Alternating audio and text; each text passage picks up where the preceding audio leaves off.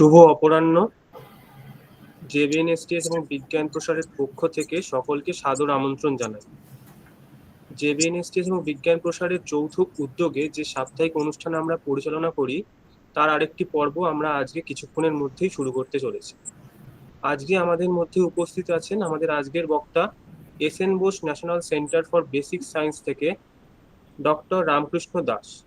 আমাদের মধ্যে ইতিমধ্যেই উপস্থিত হয়েছেন আমাদের অধিকর্তা ডক্টর মৈত্রী ভট্টাচার্য। আমি ওনাকে অনুরোধ করব যাতে উনি ওই ইন্ট্রোডাক্টরি স্পিচটা একটু দিয়ে দেন।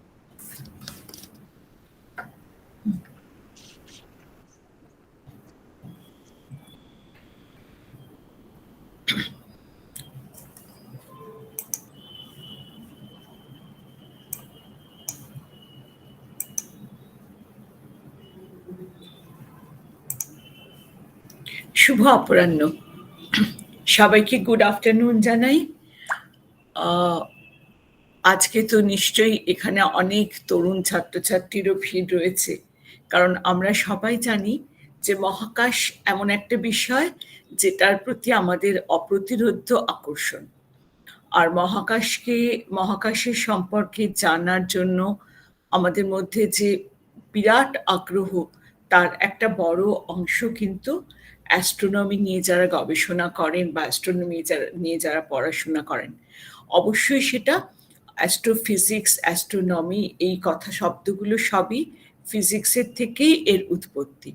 এবং ফিজিক্স নিয়ে যারা পড়াশুনো ভালোবাসেন, ফিজিক্স যারা ভালোবাসেন, তাদের সবার কাছে এই বিষয়গুলো আর একটু সহজবোধ্য।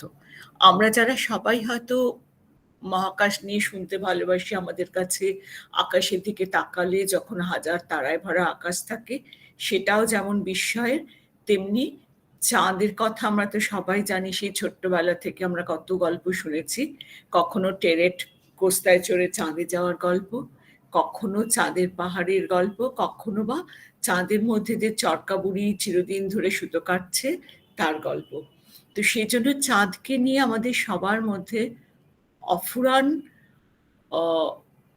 মাধুর্য, রোম্যান্টিকতা, কবিতা, গান সবই চাঁদে ভরা। তো সেই জন্য আজকে যে আলোচনা আপনারা যারা আমাদের সঙ্গে এখানে রয়েছেন, আপনারা হয়তো অনেকেই জানেন যে Jagadish Bose national science talent search যেমন ট্যালেন্ট সার্চ এক্সামিনেশন আয়োজন করে, তারা নানা রকম science olympiad, science talent search এইসবগুলোর আয়োজন করে, তেমনি তার সঙ্গে আমাদের একটা আবশ্যিক অনুষ্ঠান হলো বিজ্ঞান প্রসারের সঙ্গে আমাদের যৌথ প্রোগ্রাম, যেখানে আমরা মানুষের কাছে বাংলায় বিজ্ঞান পৌঁছে দেওয়ার চেষ্টা করি। এবং সেখানে স্বভাবতই আমরা এমন বিষয়গুলো নিয়ে আলোচনার চেষ্টা করি যেটা আমাদের সবার কাছে অত্যন্ত আগ্রহের। সবার রোজকার জীবনের আলোচ্য বিষয় যেগুলো, সেরকম বিষয় নিয়ে আমরা এখানে প্ল্যাটফর্মে আসি। এবং এই প্ল্যাটফর্মের আর একটা বড় জিনিস হচ্ছে যে বিজ্ঞানীরা, যে অধ্যাপকরা আমাদের সঙ্গে আসেন এখানে, তারাও তাদের যে নিজেদের রিসার্চের বিষয় সেটাকে সহজ বাংলায় মানুষের কাছে পৌঁছে দেওয়ার একটা প্রচণ্ড প্রচেষ্টা চালান।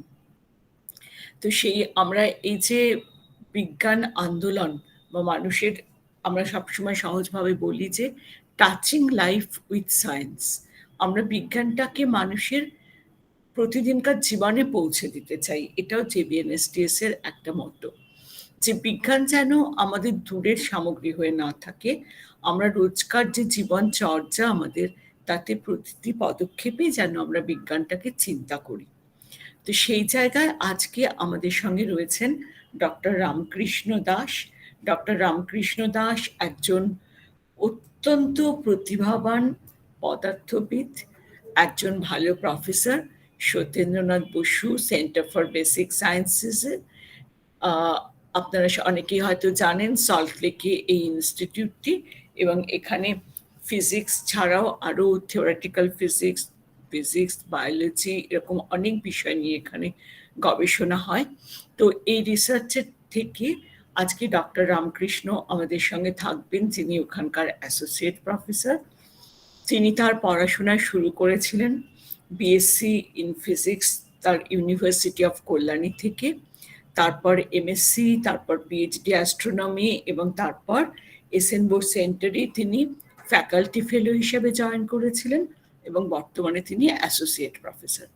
তো কাজেই আমরা এই তরুণ অধ্যাপক, যিনি তার প্রতিভার ক্ষেত্রে যথেষ্ট প্রতিভার স্বাক্ষর রেখেছেন, সেই অধ্যাপকের কাছ থেকে আমরা আজকে শুনবো যে সত্যি সত্যি আমরা দেখেছি যে সেমিনারের টপিক হচ্ছে ডেস্টিনেশন মুন, মানে আমাদের সবার যদি গন্তব্য চাঁদ হয়ে যায়। আমি এমন লোককে জানি যারা এখন নানান ধরনের গবেষণা করছেন যে এই রকম গ্রহ উপগ্রহগুলোতে গিয়ে কিভাবে বায়োলজিক্যাল লাইফকে বাঁচিয়ে রাখা যায় কিনা, গাছকে সেখানে পালন করা যায় কিনা, এরকম নানান রকমের পরীক্ষা নিরীক্ষা চলছে। কাজে আমরা সবাই অসীম কৌতূহল আমাদের চাঁদ নিয়ে।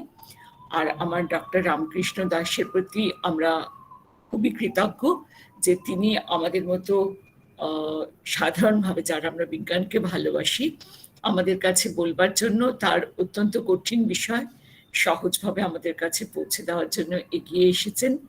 তার গবেষণার ব্যস্ত সময় তিনি বিজ্ঞান মনস্ক মানুষদের আরেকটু সমৃদ্ধ করার জন্য এখানে নিয়োজিত করেছেন। আর জেবিএনএসটিএস এর সঙ্গে তার এই প্রোগ্রাম প্রথম প্রোগ্রাম, তো আগামী দিনে নিশ্চয়ই তার সঙ্গে আমাদের আরো যোগসূত্র রচনা হবে। আর প্রফেসর দাসকে আমি অনুরোধ জানাই যে আপনি এসে আপনার প্রেজেন্টেশন শুরু করুন, আর এই তার বলার পর আপনারা একটু হাত তুলে আপনাদের যা যা প্রশ্ন আছে সেগুলো রাখবেন, সেখানটার থেকে উনি উত্তর দেবেন। আর আমাদের আজকে প্রোগ্রামে আমাদের সঙ্গে রয়েছেন শুভদীপ রয়েছেন, তুরবান রয়েছেন, সুনন্দনা রয়েছেন। এরা আমাদের সবাই বিজ্ঞান প্রসার জেবিএনএসটিএস এর যৌথ প্ল্যাটফর্মে কাজ করেন মানুষের মধ্যে বিজ্ঞান ছড়িয়ে দেওয়ার জন্য। তো আমরা সবাই এখন ডক্টর রামকৃষ্ণ দাসের আলোচনা শুনি।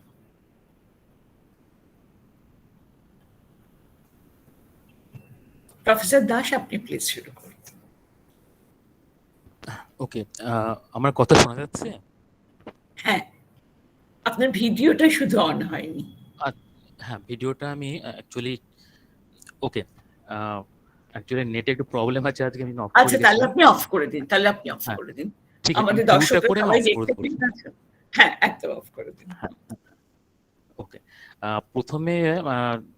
সবার প্রথমে আমি ডক্টর ভট্টাচার্য এবং জেবিএনএসটিএস কে খুব ধন্যবাদ জানাচ্ছি, এবং শুভদীপ এবং আরো যারা আছে অর্গানাইজারের প্রত্যেককে ধন্যবাদ জানাচ্ছি আমাকে আজকে এখানে একটা সুযোগ দেওয়ার জন্য।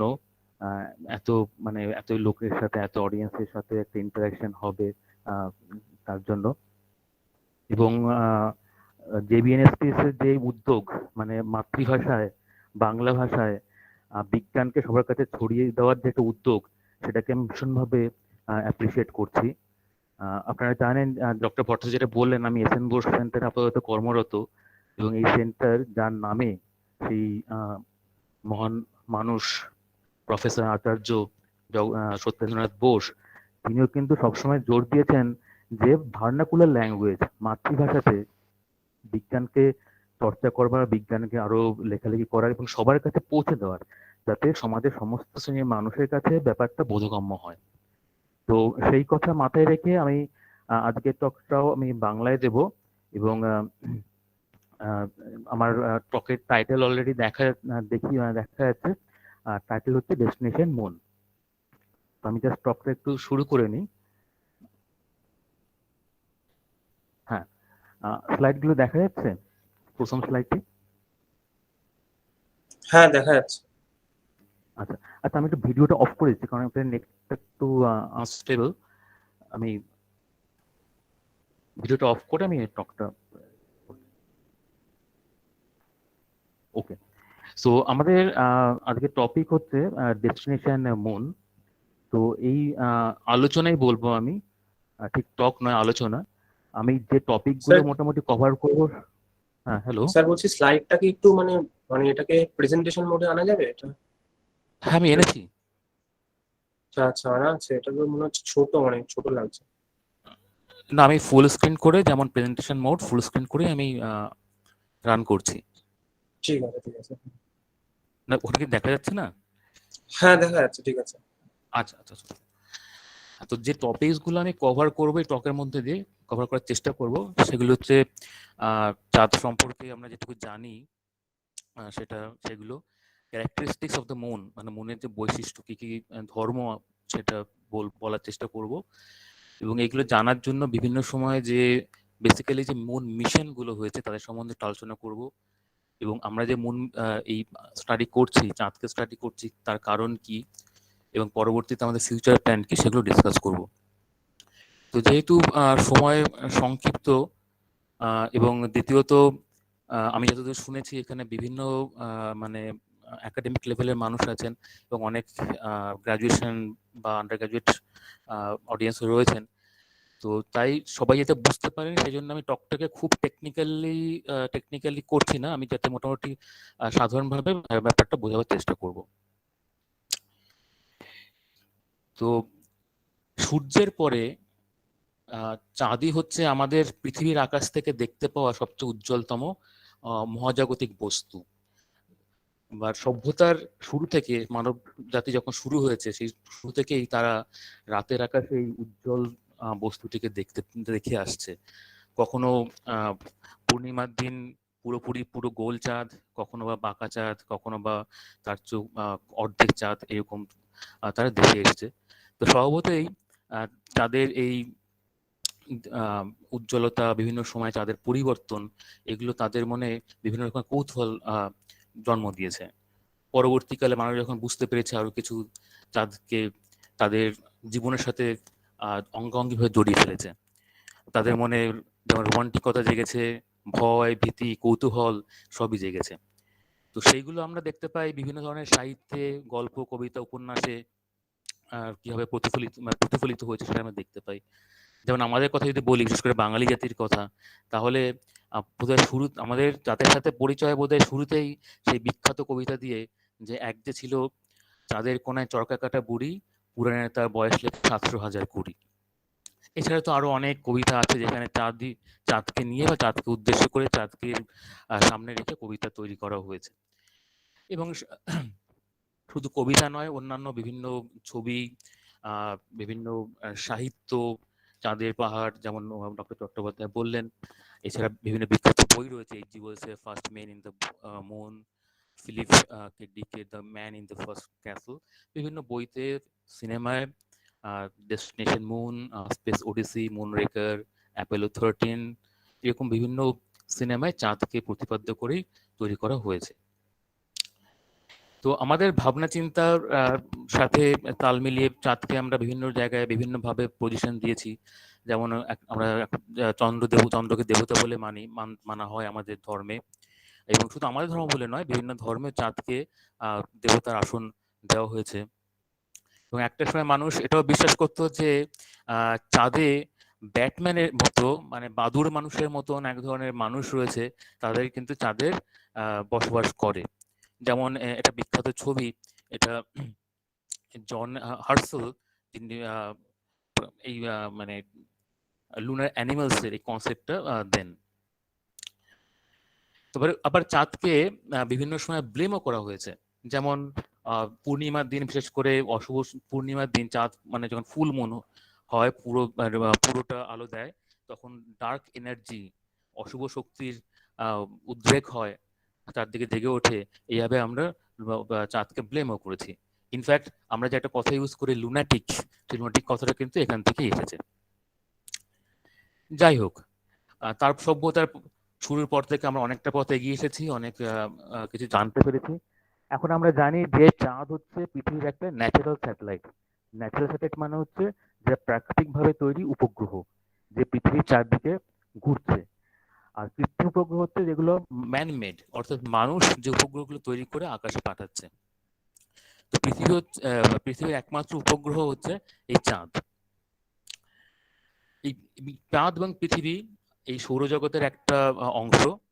আমরা জানি যে সৌরজগতে সূর্যের চারপাশে রয়েছে হচ্ছে 8টি গ্রহ: বুধ, শুক্র, পৃথিবী, মঙ্গল, বৃহস্পতি, শনি, নেপচুন, ইউরেনাস। তারপরে আরেকটা গ্রহ ছিল প্লুটো, যার জন্য আমরা বলি নবগ্রহ, কিন্তু প্লুটোকে এখন আর গ্রহের মর্যাদা দেওয়া হয় না। তো যাই হোক, এই গ্রহগুলি এগুলো অত্যন্ত দূরে দূরে অবস্থিত। যেমন সূর্য থেকে পৃথিবীর দূরত্ব মোটামুটি 150 মিলিয়ন কিলোমিটার, মানে প্রায় 1500 লক্ষ কিলোমিটার। জুপিটার, বৃহস্পতি হচ্ছে 750 মিলিয়ন কিলোমিটার, শনি আরো দূরে 1500 মিলিয়ন কিলোমিটার। তারপরে ইউরেনাস, নেপচুন 4500 মিলিয়ন কিলোমিটার দূরে আছে। তো এখানে কিন্তু সৌরজগতের শেষ নয়, সৌরজগৎ আরো বিস্তৃত। নেপচুনের পরে প্লুটো, প্লুটোর পরে রয়েছে কুইপার বেল্ট অবজেক্ট, তারপর নেপচুন অবজেক্ট, এবং তারও পরে খুব ঠান্ডা একটা রিজিয়ন রয়েছে। এই সমস্ত কিছু মিলে সৌরজগতের বিস্তার প্রায় 15,000 মিলিয়ন কিলোমিটার। তো এই সূর্যের আলো এই এতটাই মানে অবজেক্ট গুলো, বস্তুগুলো এতটাই দূরে যে সূর্যের আলো সেখানে যেতে অনেক সময় লাগে। যেমন আমাদের পৃথিবীতে এই সূর্যের আলো পৌঁছতে সময় লাগে প্রায় 8 মিনিটের মতন, বৃহস্পতিতে 43 মিনিট। এইভাবে যত দূরে যাব তত সেই আলো পৌঁছবার সময় বাড়তে থাকে। শনিতে যেতে লাগে প্রায় 79 মিনিট, ইউরেনাসে 159 মিনিট, এরকম। প্লুটোতে আলো যেতে পৌঁছতে সময় লাগে 5.5 ঘন্টা। সুতরাং বোঝা যাচ্ছে যে কত বড় আমাদের এই সৌরজগৎ। এই সৌরজগৎ কে নিয়ে সূর্য, আমাদের যে গ্যালাক্সি মিল্কি ওয়ে, সেই মিল্কি ওয়ে চারপাশে ঘুরছে। মিল্কি ওয়ে যে সেন্টার, আকাশগঙ্গা বলি আমরা বাংলায়, মিল্কি ওয়ে সেন্টার থেকে এই সূর্যের যে কক্ষপথ, সেটার দূরত্ব মোটামুটি 28,000 লাইট ইয়ার। তার মানে আমরা যদি আলোর বেগে চলি, অর্থাৎ প্রায় 3 লক্ষ কিলোমিটার প্রতি সেকেন্ডে যদি এই বেগে চলতে পারি, তাহলে আকাশগঙ্গার কেন্দ্রে, মিল্কি ওয়ের কেন্দ্রে পৌঁছতে লাগবে 28,000 সরি স্যার, আপনাকে একবার ইন্টারাপ্ট করছি। হ্যাঁ, স্যার, হ্যাঁ। আপনার স্লাইডটা প্রেজেন্টেশন মোডে আমরা দেখতে পাচ্ছি না, আর আপনি ফার্স্ট স্লাইডটাই শুধু দেখা যাচ্ছে স্যার। ও, আমি তো এখানে রান করছি, আমি মানে, আচ্ছা সরি, আমি প্রথম, আমি আরেকবার আমি আরেকবার এটাকে বন্ধ করে আমি আরেকবার আপলোড করছি। হ্যাঁ স্যার, হ্যাঁ স্যার।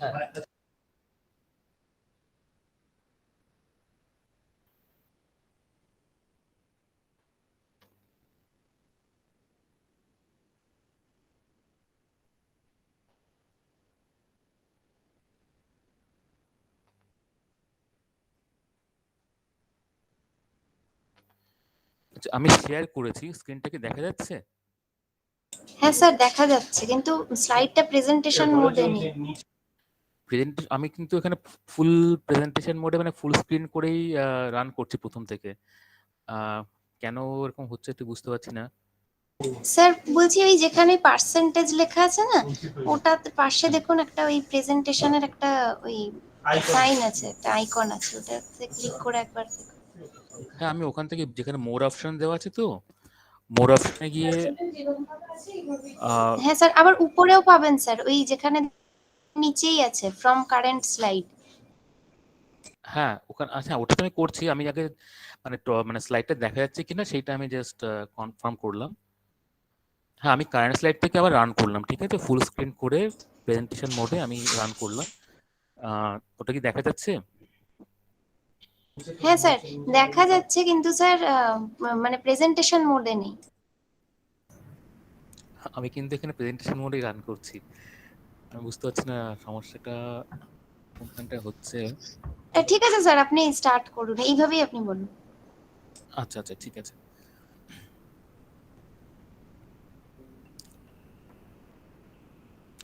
আচ্ছা, হ্যাঁ, আচ্ছা, অসুবিধার জন্য আই এম ভেরি সরি, কিন্তু আমার সাইড থেকে আমি প্রেজেন্টেশন মানে ফুল স্ক্রিন করেই প্রেজেন্টেশন মোডেই চালাচ্ছি। ওকে, তো যেটা বলছিলাম, সূর্যর এই সৌরজগতের সমস্ত বস্তুকে নিয়ে মিল্কি ওয়ে তাহলে আর চারপাশে। একবার সেকেন্ড। হ্যালো, হ্যালো, আমার মনে হয় আরেকবার সেকেন্ড হ্যালো। স্লাইড থেকে দেখিয়ে আনলে ভালো হবে। হ্যাঁ, হ্যাঁ, সেকেন্ড স্লাইড থেকে সেকেন্ড দেখা স্লাইড বলতে একদম মানে আমরা প্রথম শুধু ফার্স্ট প্রথম প্রথম স্লাইডটাই থেকে তো। দেখেছি। হুম। ওকে, ওকে, ওকে, শিওর, শিওর, শিওর।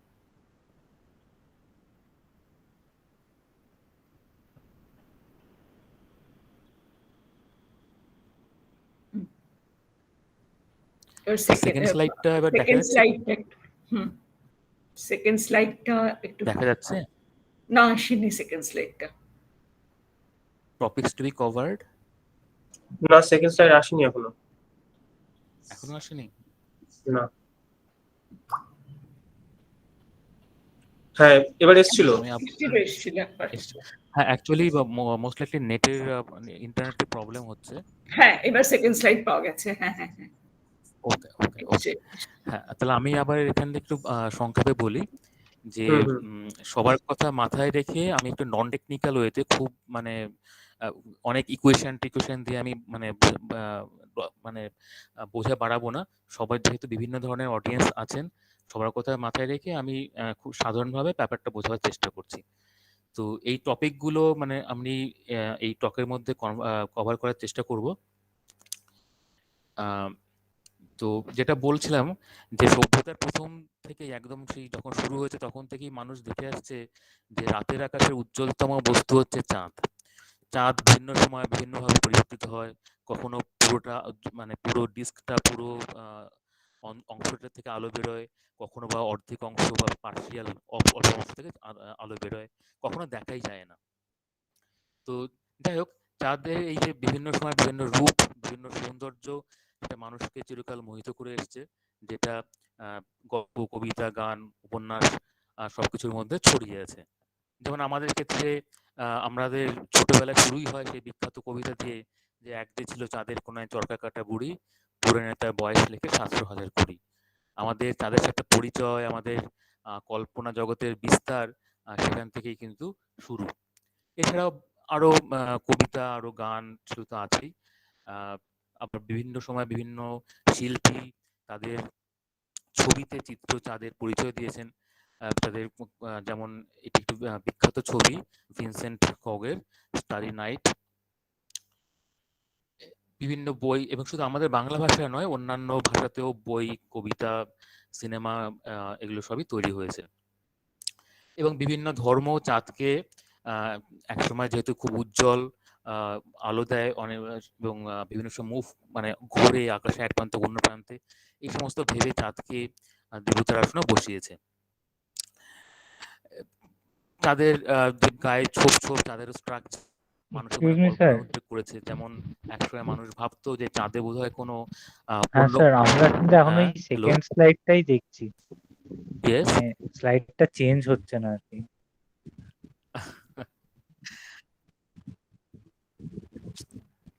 মানে ওটা ইয়েতে যায়নি আর কি, মানে স্লাইড শো মোডটায় যায়নি এখনো, মানে এগোচ্ছে না স্লাইডটা, তাই তো? না, আমরা চারিদিকে ওই স্যার আপনি স্যার বলছি পার্সেন্টেজটা মানে নিচে একদম নিচে একটা আইকন দেখুন, পার্সেন্টেজ রয়েছে, তার ঠিক পাশেই প্রেজেন্টেশন মোডটা এই আইকনটা রয়েছে, ওইটা একবার ক্লিক করুন, দেখুন প্রেজেন্টেশন মোডে চলে আসছে। আমি ওখান থেকে আমি করছি, আমি ওখান থেকে স্লাইড চেঞ্জ হচ্ছে, প্রেজেন্টেশন মোডে আমি রান করছি। হ্যাঁ এবার অন্য স্লাইডে হয়েছে আর কি। হ্যালো, 7 নম্বর স্লাইডটা দেখতে পাচ্ছি। আচ্ছা, আমি প্রথম থেকে কিন্তু এই মোডেই রান করছি, কিন্তু আমাদের এই মোডটা আসছে না কিন্তু। আচ্ছা যাই হোক, পাওয়ার পয়েন্টের চারিদিকটা আছে। আমার মনে হয় আমি কিন্তু ফুল স্ক্রিন করে প্রেজেন্টেশন মোডে প্রথম থেকে রান করছি। আমার মনে হচ্ছে শুধু স্লাইডটা শেয়ার করা হয়েছে, ডেস্কটপ শেয়ার করলে পুরোটা শেয়ার হবে। ডেস্কটপ মানে আচ্ছা দাঁড়াও, তাহলে আমি আবার করছি। আমি এটাকে স্টপ করে দিচ্ছি, আমি পুরোটা শেয়ারিংটা বোধহয় জাস্ট ওয়ান উইন্ডো হয়ে গেছে বা ওয়ান ট্যাব হয়ে গেছে। ওটা যদি একটু এন্টায়ার স্ক্রিন করে স্লাইড শো করানো অসুবিধা না থাকলে তাহলে হয়তো স্লাইড শোটা আসতে পারে। আচ্ছা আচ্ছা ঠিক আছে, হ্যাঁ আমি করছি, এন্টায়ার স্ক্রিন করে করছি আমি।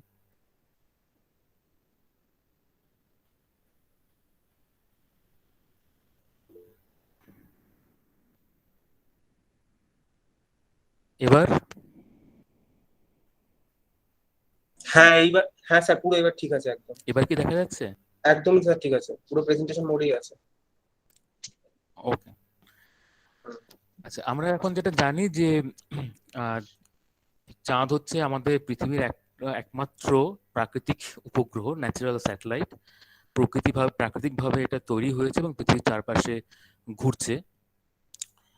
এবং আমরা এই চাঁদ এবং পৃথিবী, আমরা এই সৌরজগতের একটা অংশ। সৌরজগতে অন্যান্য যে গ্রহগুলো আছে তাদেরই অন্যতম হচ্ছে পৃথিবী। এই সৌরজগৎ অনেক অনেক বড়, অনেকটা অঞ্চল জুড়ে বিস্তৃত। যেমন যদি আমাদের পৃথিবীর ডিস্টেন্সের মানে দূরত্বের কথা বলি, সূর্য থেকে প্রায় 150 মিলিয়ন কিলোমিটার। যেখান থেকে যত দূরে যাব, মানে বৃহস্পতি, শনি, সেখানে দূরত্ব আরো বাড়বে। প্লুটোর দূরত্ব হচ্ছে 6,000 মিলিয়ন কিলোমিটার সূর্য থেকে, এবং সেখানে আলো পৌঁছতে সময় লাগে মোটামুটি 5.5 ঘন্টা। তো এখানেই শেষ নয়, প্লুটোর বাইরে, প্লুটো পেরিয়ে চলে গেলে আরো অন্যান্য অঞ্চল রয়েছে, যেমন পোস্ট নেপচুন রিজিয়ন, তারপরে Kuiper belt object, Woods cloud.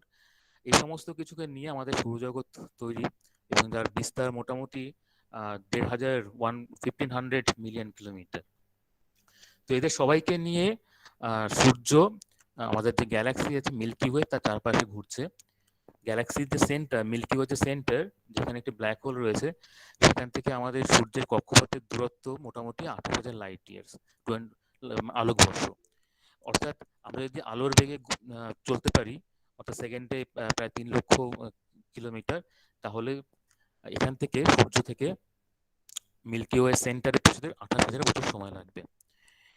তো এই এর মধ্যে যে ইন্টারপ্ল্যানেটারি মানে বিভিন্ন তারার মধ্যে যে মিডিয়াম, সেই মিডিয়াম তো ভ্যাকুয়াম নয়, তার মধ্যে অনেক তড়িদাহিত কণা, চার্জ পার্টিকেল বা অন্যান্য হাই এনার্জি পার্টিকেল থাকে। তাদের সাথে সূর্যের চলার পথে বিভিন্ন সময় সংঘর্ষ হচ্ছে, যার ফলে এই ধরনের শক তৈরি হয়। যাই হোক, সেটা ডিফারেন্ট টপিক। তো আমাদের এই সৌরজগতে সূর্যের চারপাশে আরো অনেক যে গ্রহগুলো রয়েছে, প্রত্যেকেরই কিন্তু কম বেশি চাঁদ রয়েছে, একমাত্র বুধ ছাড়া। পৃথিবীর যেমন একমাত্র চাঁদ হচ্ছে আমাদের মুন, মঙ্গলের 2টো চাঁদ রয়েছে, ফোবস, ডিমোস। জুপিটারের প্রায় 80টির বেশি চাঁদ রয়েছে, তার মধ্যে 4টি হচ্ছে সবচেয়ে বড়, আইও, ইউরোপা, গ্যানিমিড এবং ক্যালিস্টো। এই 4টে চাঁদ খুবই উজ্জ্বল, এবং মোটামুটি মাঝারি মাপের টেলিস্কোপ দিয়ে, 6 ইঞ্চি 8 ইঞ্চি টেলিস্কোপ দিয়েও কিন্তু খুব পরিষ্কারভাবে চাঁদটাকে দেখা যায়। শনি আরো অনেক দূরে, শনির চাঁদের সংখ্যাও অনেক বেশি, প্রায় 80টির উপরে। এরপরে অন্যান্য যে গ্রহগুলো রয়েছে, ইউরেনাস, নেপচুন, তাদেরও চাঁদ রয়েছে। প্লুটোর ক্ষেত্রে প্লুটোর যে কম্পেনিয়ন সাথে যে ঘুরছে, শ্যারনকেও একটা সময় চাঁদ বলেই ধরা হতো, প্লুটোর চাঁদ। তবে সাম্প্রতিক গবেষণা বলছে যে শ্যারনকে ঠিক প্লুটোর চাঁদ বলা যায় না, কারণ প্লুটো এবং শ্যারনের মোটামুটি আকার একই, এবং গ্রহের যে সংজ্ঞা, তার সাথে ওদের কিছু পার্থক্য রয়েছে, যার জন্য প্লুটোকে এখন গ্রহ বলাই হয় না, এখন প্লুটোকে বলা হয় ড্রফ প্ল্যানেট। তো যাই হোক, বৈজ্ঞানিকভাবে চাঁদকে প্রথম অবজার্ভ দেখেন হচ্ছে গ্যালিলিও, যাকে বলা হয় father of modern astrophysics. Galileo তার নিজের তৈরি টেলিস্কোপ দিয়ে, দূরবীন দিয়ে চাঁদকে পর্যবেক্ষণ করেন, এবং চাঁদের যে বিভিন্ন অঞ্চল, সেই অঞ্চলকে তিনি মানে আইডেন্টিফাই করেন এবং সেটা মানে রেকর্ড করেন। শুধু চাঁদ বলে নয়, পৃথিবীর চাঁদ নয়, গ্যালিলিও কিন্তু অ্যাস্ট্রোফিজিক্সের ক্ষেত্রে, মহাকাশবিদ্যার ক্ষেত্রে আরো অনেক কাজ করেছেন, এবং অন্যান্য যে গ্রহ, যেমন শুক্রের কিভাবে আমরা যখন চাঁদের ফেস দেখি, কলা দেখি, শুক্রের কিন্তু সেই কলা দেখা যায়, কিভাবে সেই শুক্র গ্রহের, ভেনাসের কলা পরিবর্তিত হয়, তারপরে বৃহস্পতির চাঁদ কিভাবে ঘুরতে থাকে, এগুলো কিন্তু তিনি তার ছোট্ট টেলিস্কোপ দিয়ে দেখে গেছেন, এবং সেটা সায়েন্টিফিক ওয়েতে, বৈজ্ঞানিকভাবে লিপিবদ্ধ করে গেছেন। তারপরে মানুষ বিভিন্ন ধরনের টেলিস্কোপ আবিষ্কার করেছে, চাঁদকে আরো ভালোভাবে অবজার্ভ করেছে পৃথিবী থেকে। যেমন এই চাঁদের বিভিন্ন অঞ্চল আমরা পৃথিবী থেকে দেখতে পাই। বাদিকটা আমরা দেখতে পাই যদি আমরা নর্দার্ন হেমিস্ফিয়ার, পৃথিবীর উত্তর গোলার্ধ থেকে দেখি, তাহলে চাঁদকে এরকম দেখায়। আবার যদি দক্ষিণ গোলার্ধ থেকে দেখি, তাহলে চাঁদকে একটু মানে স্লাইটলি ইনক্লাইন্ড দেখায়, কারণ এই নিচের যে অংশটা, সেটা উপরের দিকে চলে যায়। তো এইভাবে বিভিন্ন অংশ থেকে, পৃথিবীর বিভিন্ন অংশ থেকে অবজার্ভ করে চাঁদের সম্পর্কে একটা মোটামুটি আইডিয়া তৈরি করা গেছে, এবং চাঁদের যে বিভিন্ন অঞ্চল, চাঁদের ভূপ্রকৃতি সেটাকে আমরা অবজার্ভ করেছি, এবং বিজ্ঞানীরা সেই বিভিন্ন অঞ্চলের বিভিন্ন নাম দিয়েছেন।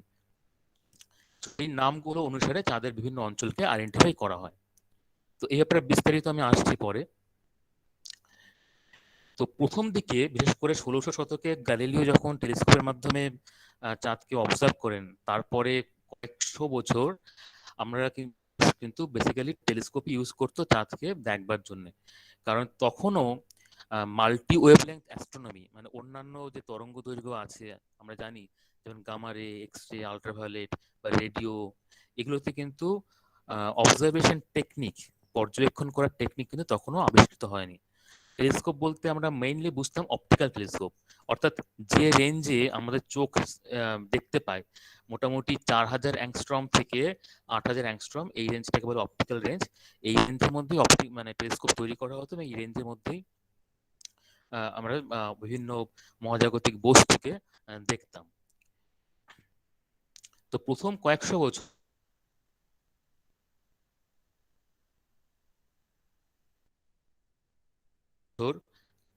মোটামুটি আমরা এই বিভিন্ন ধরনের টেলিস্কোপের মাধ্যমে এই বিভিন্ন মহাজাগতিক বস্তু অবজার্ভ করছি। তো এখান থেকে মোটামুটি আমরা জানি যে চাঁদের চাঁদ অ্যাকচুয়ালি পৃথিবীকে প্রদক্ষিণ করে একটা ইলিপ্টিক্যাল পাথে, মানে উপবৃত্তাকার পাথ, যার একটা দিক একটু বড় হয়, একটা দিক ছোট হয়। তো যখন এই ছোট দিকটা পৃথিবীর কাছে আসে, চাঁদ পৃথিবীর কাছে আসে, তখন এর দূরত্ব কমে হয় 3,56,410 কিলোমিটারের মতন।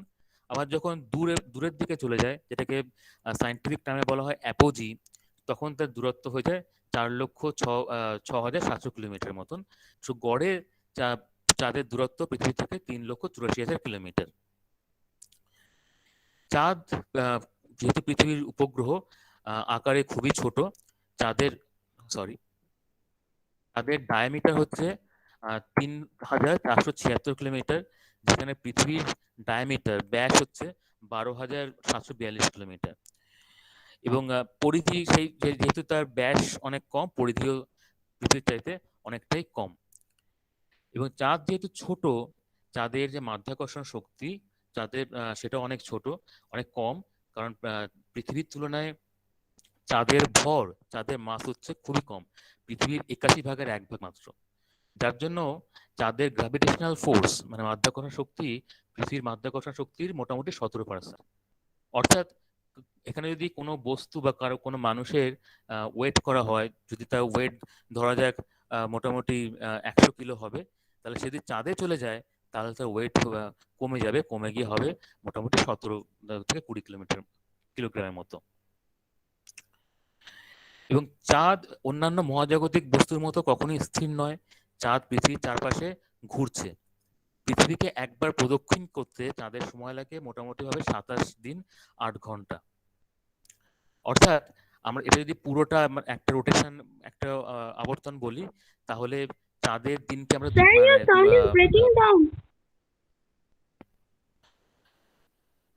তাহলে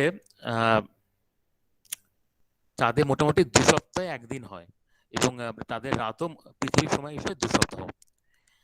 চাঁদ নিজের অক্ষের উপরও ঘুরছে, যেমন পৃথিবী তার নিজের অক্ষের উপরে লাট্টুর মতন পাক খাচ্ছে। তো এখানে একটা মজার ব্যাপার হচ্ছে, চাঁদের পৃথিবীকে ঘুরতে যত সময় লাগে, অর্থাৎ 27 দিন 8 ঘন্টা, নিজের অক্ষের চারদিকে ঘুরতে একই সময় লাগে। যার ফলে আমরা চাঁদের একটা সাইড, মাত্র একটা দিকে কিন্তু সবসময় পৃথিবীর দিকে ফেস করে থাকে। অর্থাৎ পৃথিবী থেকে আমরা চাঁদের একটা সাইডই সবসময় দেখতে পাই, উল্টো দিকটা কিন্তু পৃথিবী থেকে আমরা দেখতে পাই না। সুতরাং চাঁদের উল্টো দিকে কি আছে, কিভাবে আছে, সেটা জানাও কিন্তু এই বৈজ্ঞানিক কর্মকাণ্ডের একটা প্রধান মোটিভেশন। স্যার আপনাকে আরেকবার একটু ইন্টারাপ্ট করছি, বলছি আওয়াজটা না পাশে একটু নয়েজ আসছে। পাশে নয়েজ? আচ্ছা, আমার ঘরে আপনার ওই ফ্যান চলছে, মাইক্রোফোন। হ্যালো। হ্যাঁ স্যার। হ্যালো। হ্যালো। হ্যাঁ, এখনো কি আসছে? না, এখন ঠিক আছে, ক্লিয়ার আসছে স্যার, ক্লিয়ার আসছে। আচ্ছা, ওকে ওকে ওকে। চাঁদ এই পৃথিবীর চারপাশে ঘুরতে থাকার জন্য চাঁদের বিভিন্ন অংশ বিভিন্ন সময় সূর্যের আলোতে আলোকিত হয়। পুরোটা কিন্তু সবসময় আলোকিত হয় না, যার জন্য আমরা যে চন্দ্রকলা যেটাকে বলি বাংলায়, চাঁদের কলা বা ফেজ অফ দ্য মুন, এটা দেখতে পাই।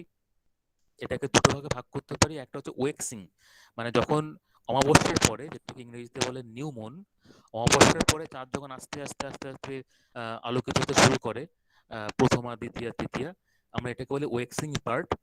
তারপরে বলে ওয়েনিং পার্ট, মানে ক্ষয়ে যাওয়া। পূর্ণিমার পরে চাঁদের যখন বিভিন্ন মানে আলোকিত অংশের পরিমাণ আস্তে আস্তে কমতে থাকে, ক্ষয়ে যাওয়া, এটাকে বলে ওয়েনিং পার্ট। তো চাঁদের এই যে রোটেশন, এই যে ঘোরার সময়, এটা কিন্তু আমাদের দৈনন্দিন জীবনে একটা ভীষণভাবে গুরুত্বপূর্ণ। কিরকম না, মানুষ এই চাঁদের ঘোরার যে সময়, সেই সময়টাকে ক্যালকুলেট করে, হিসেব করে কিন্তু তার উপর ভিত্তি করে ক্যালেন্ডার তৈরি করেছে।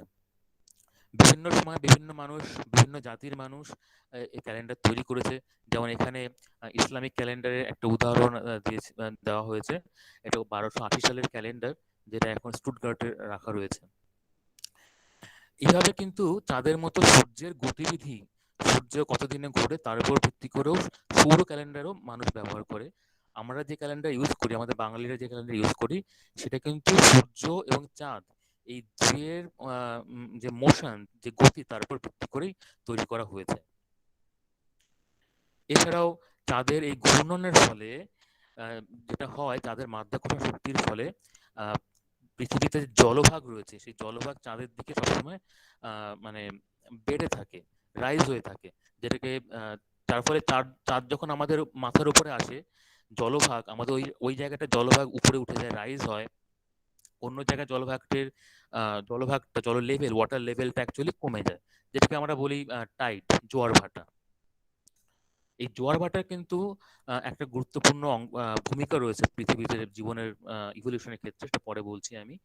তো মোটামুটি ভাবে এই চাঁদের ঘোরার উপর ডিপেন্ড করে 12 ঘন্টা 25 মিনিট পর পর কোথাও জোয়ার বা ভাটা হয়, যেটা বিশেষ করে যারা মানে জলের মানে ওয়াটার কমিউনিকেশন করেন, তাদের ক্ষেত্রে এটা খুবই ইম্পর্টেন্ট।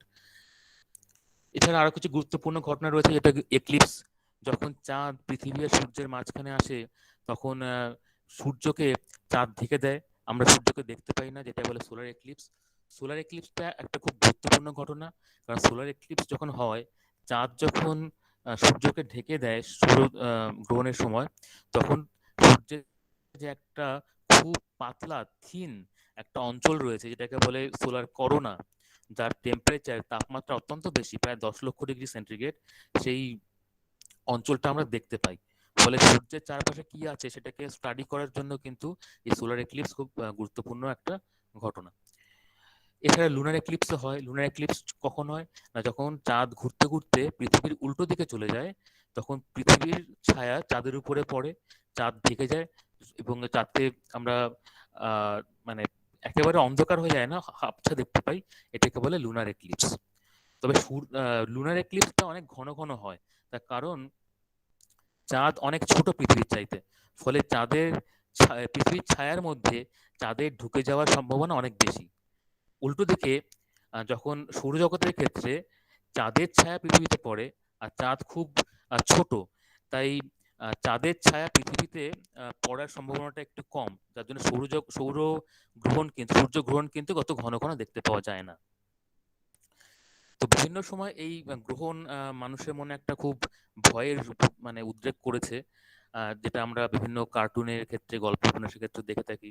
যেমন একটা খুব বিখ্যাত কার্টুন, টিনটিনের কার্টুন, যেখানে এটা সম্ভবত বাংলায় অনুবাদ করা হয়েছিল সূর্যদেবের বন্ধু হিসাবে, যেখানে টিনটিন বন্দী হওয়ার পর সূর্যের কখন গ্রহণ হবে সেইটার সাহায্যে মুক্তি পেয়েছিলেন।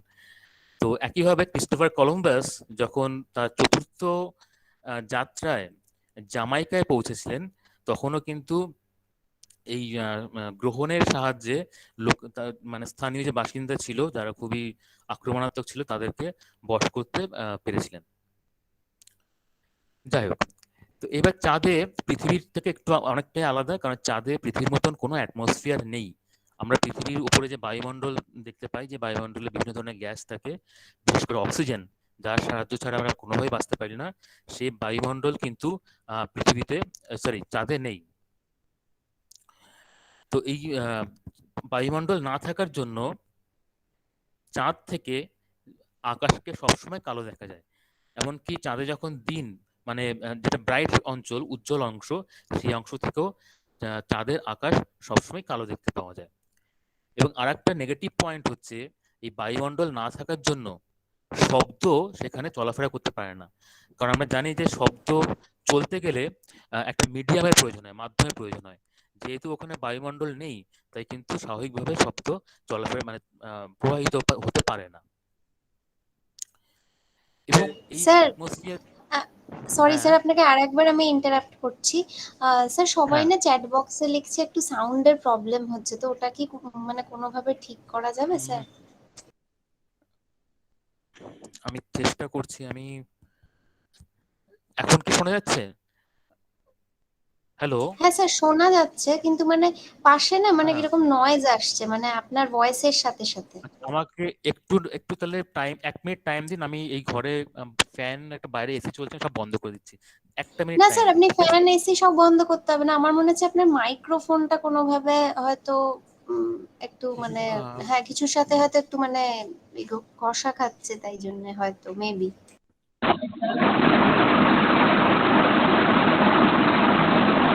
আমি হ্যাঁ, হ্যালো হ্যালো। হ্যাঁ স্যার। হ্যাঁ স্যার। হ্যাঁ, ঠিক আছে এবার?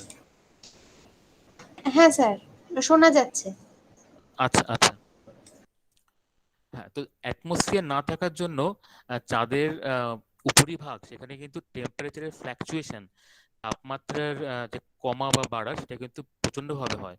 যেমন দিনের বেলায় যখন সূর্য পড়ে তখন তাপমাত্রা প্রায় 107 ডিগ্রি সেন্টিগ্রেড, কখনো কখনো তার চাইতেও বেড়ে যায়, প্রায় 150 ডিগ্রি সেন্টিগ্রেডও মানে ক্রস করে চলে যায়। আবার রাত্রেবেলা যখন ঠান্ডা হয়ে যায় তখন তাপমাত্রা প্রায় -250 ডিগ্রি, মানে শূন্যের চাইতে প্রায় 250 ডিগ্রি নিচে নেমে আসে। যার ফলে এই যে মানে হিউজ ফ্ল্যাকচুয়েশন, টেম্পারেচারের ফ্ল্যাকচুয়েশন, এটা কিন্তু যে কোনো ইনস্ট্রুমেন্টের ক্ষেত্রে খুবই ক্ষতিকারক। সেই জন্য যখন চাঁদে কোনো যন্ত্র পাঠানো হয় তখন কিন্তু ভীষণ রকম কেয়ার নিতে হয়, যাতে এই টেম্পারেচারের ফ্ল্যাকচুয়েশন এটাকে মানে এটা প্রতিবন্ধক হয়ে না দাঁড়ায়, বা এই ফ্ল্যাকচুয়েশনের ফলে যন্ত্রের কোনো ক্ষতি না হয়। তো এই সমস্ত বিবেচনা করলে যেটা আমরা বুঝতে পারি যে চাঁদে কোনো কিছু পাঠাতে গেলে, কোনো যন্ত্র বা মানুষ পাঠাতে গেলে দেয়ার আর মেনি চ্যালেঞ্জেস। প্রথম কথা হচ্ছে লুনার গ্রাভিটি। চাঁদের গ্রাভিটি আমাদের তুলনায় অনেক কম।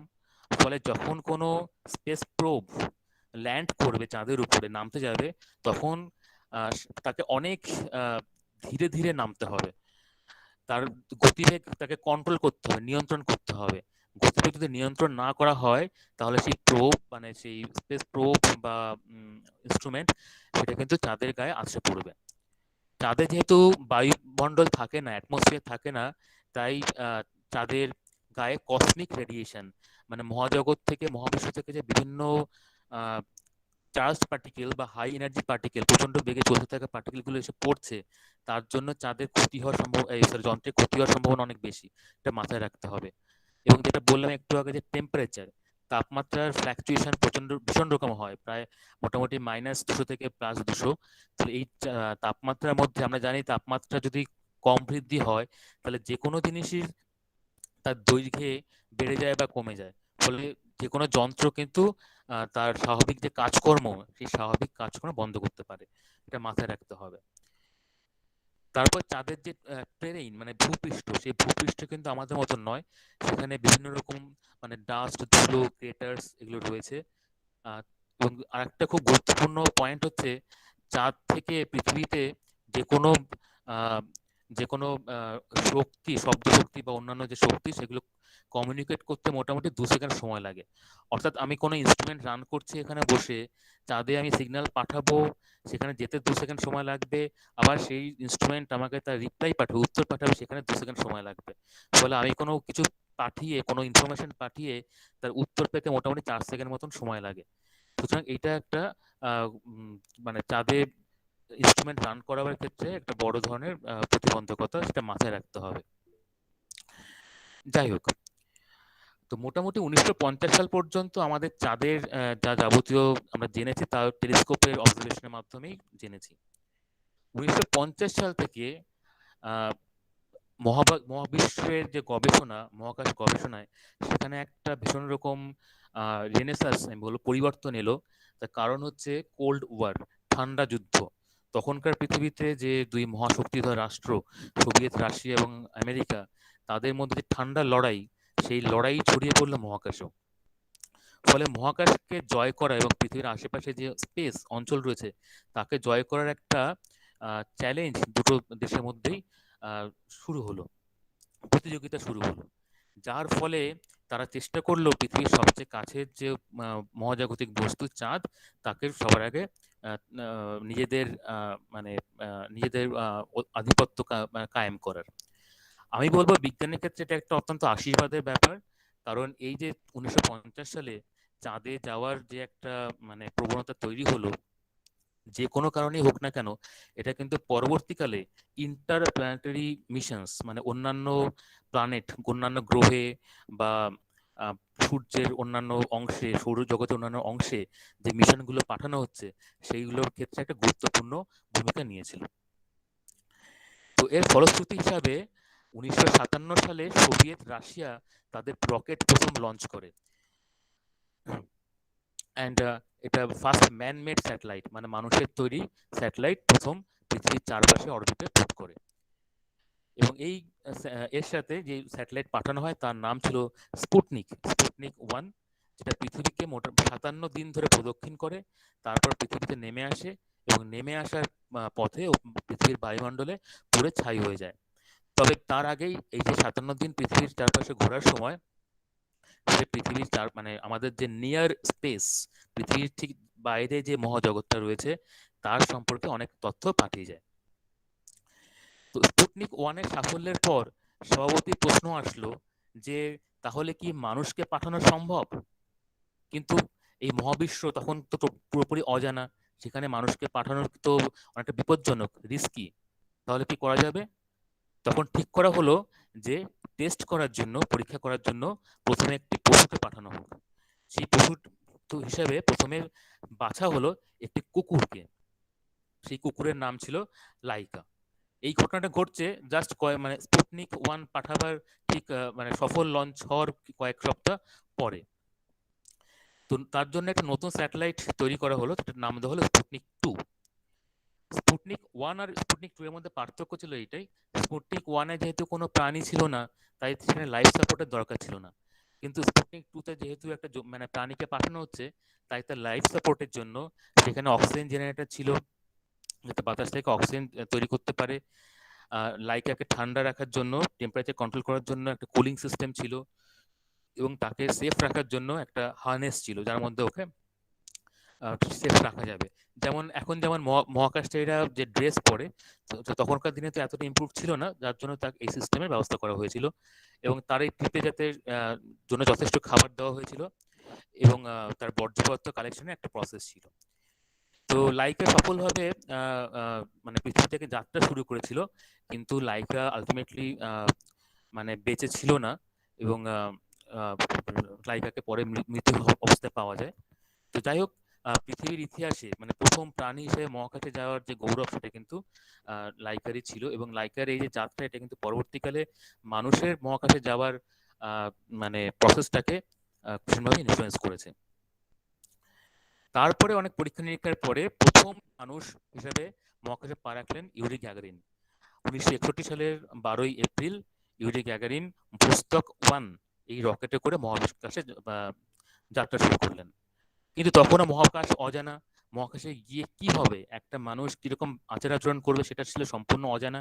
সেই জন্য এই মিশনের টোটাল কন্ট্রোলটা রাখা হলো পৃথিবীর মানুষের হাতে, যাতে কোনো বিপজ্জনক কিছু ঘটলে বা কোনো কারণে অ্যাস্ট্রোনট রেসপন্ড করতে না পারলে এখান থেকে মিশনটা কন্ট্রোল করা যায়।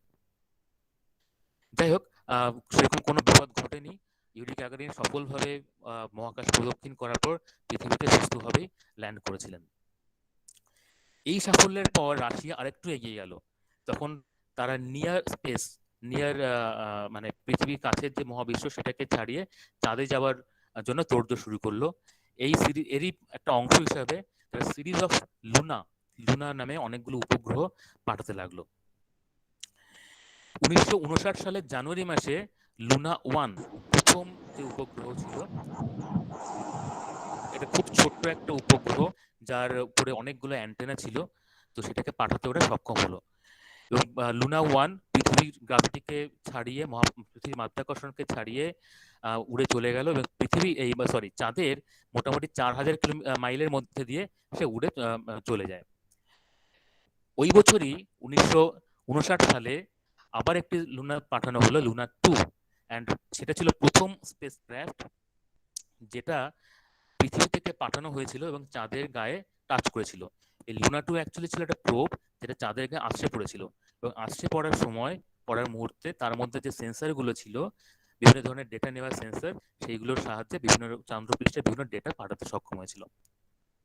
তারপর ওই বছরের শেষের দিকে লুনা 3 বলে আরেকটি মিশন পাঠানো হলো, এবং লুনা 3 ছিল প্রথম মিশন যে চাঁদের উল্টো দিকের ছবি পাঠিয়েছিল পৃথিবীতে।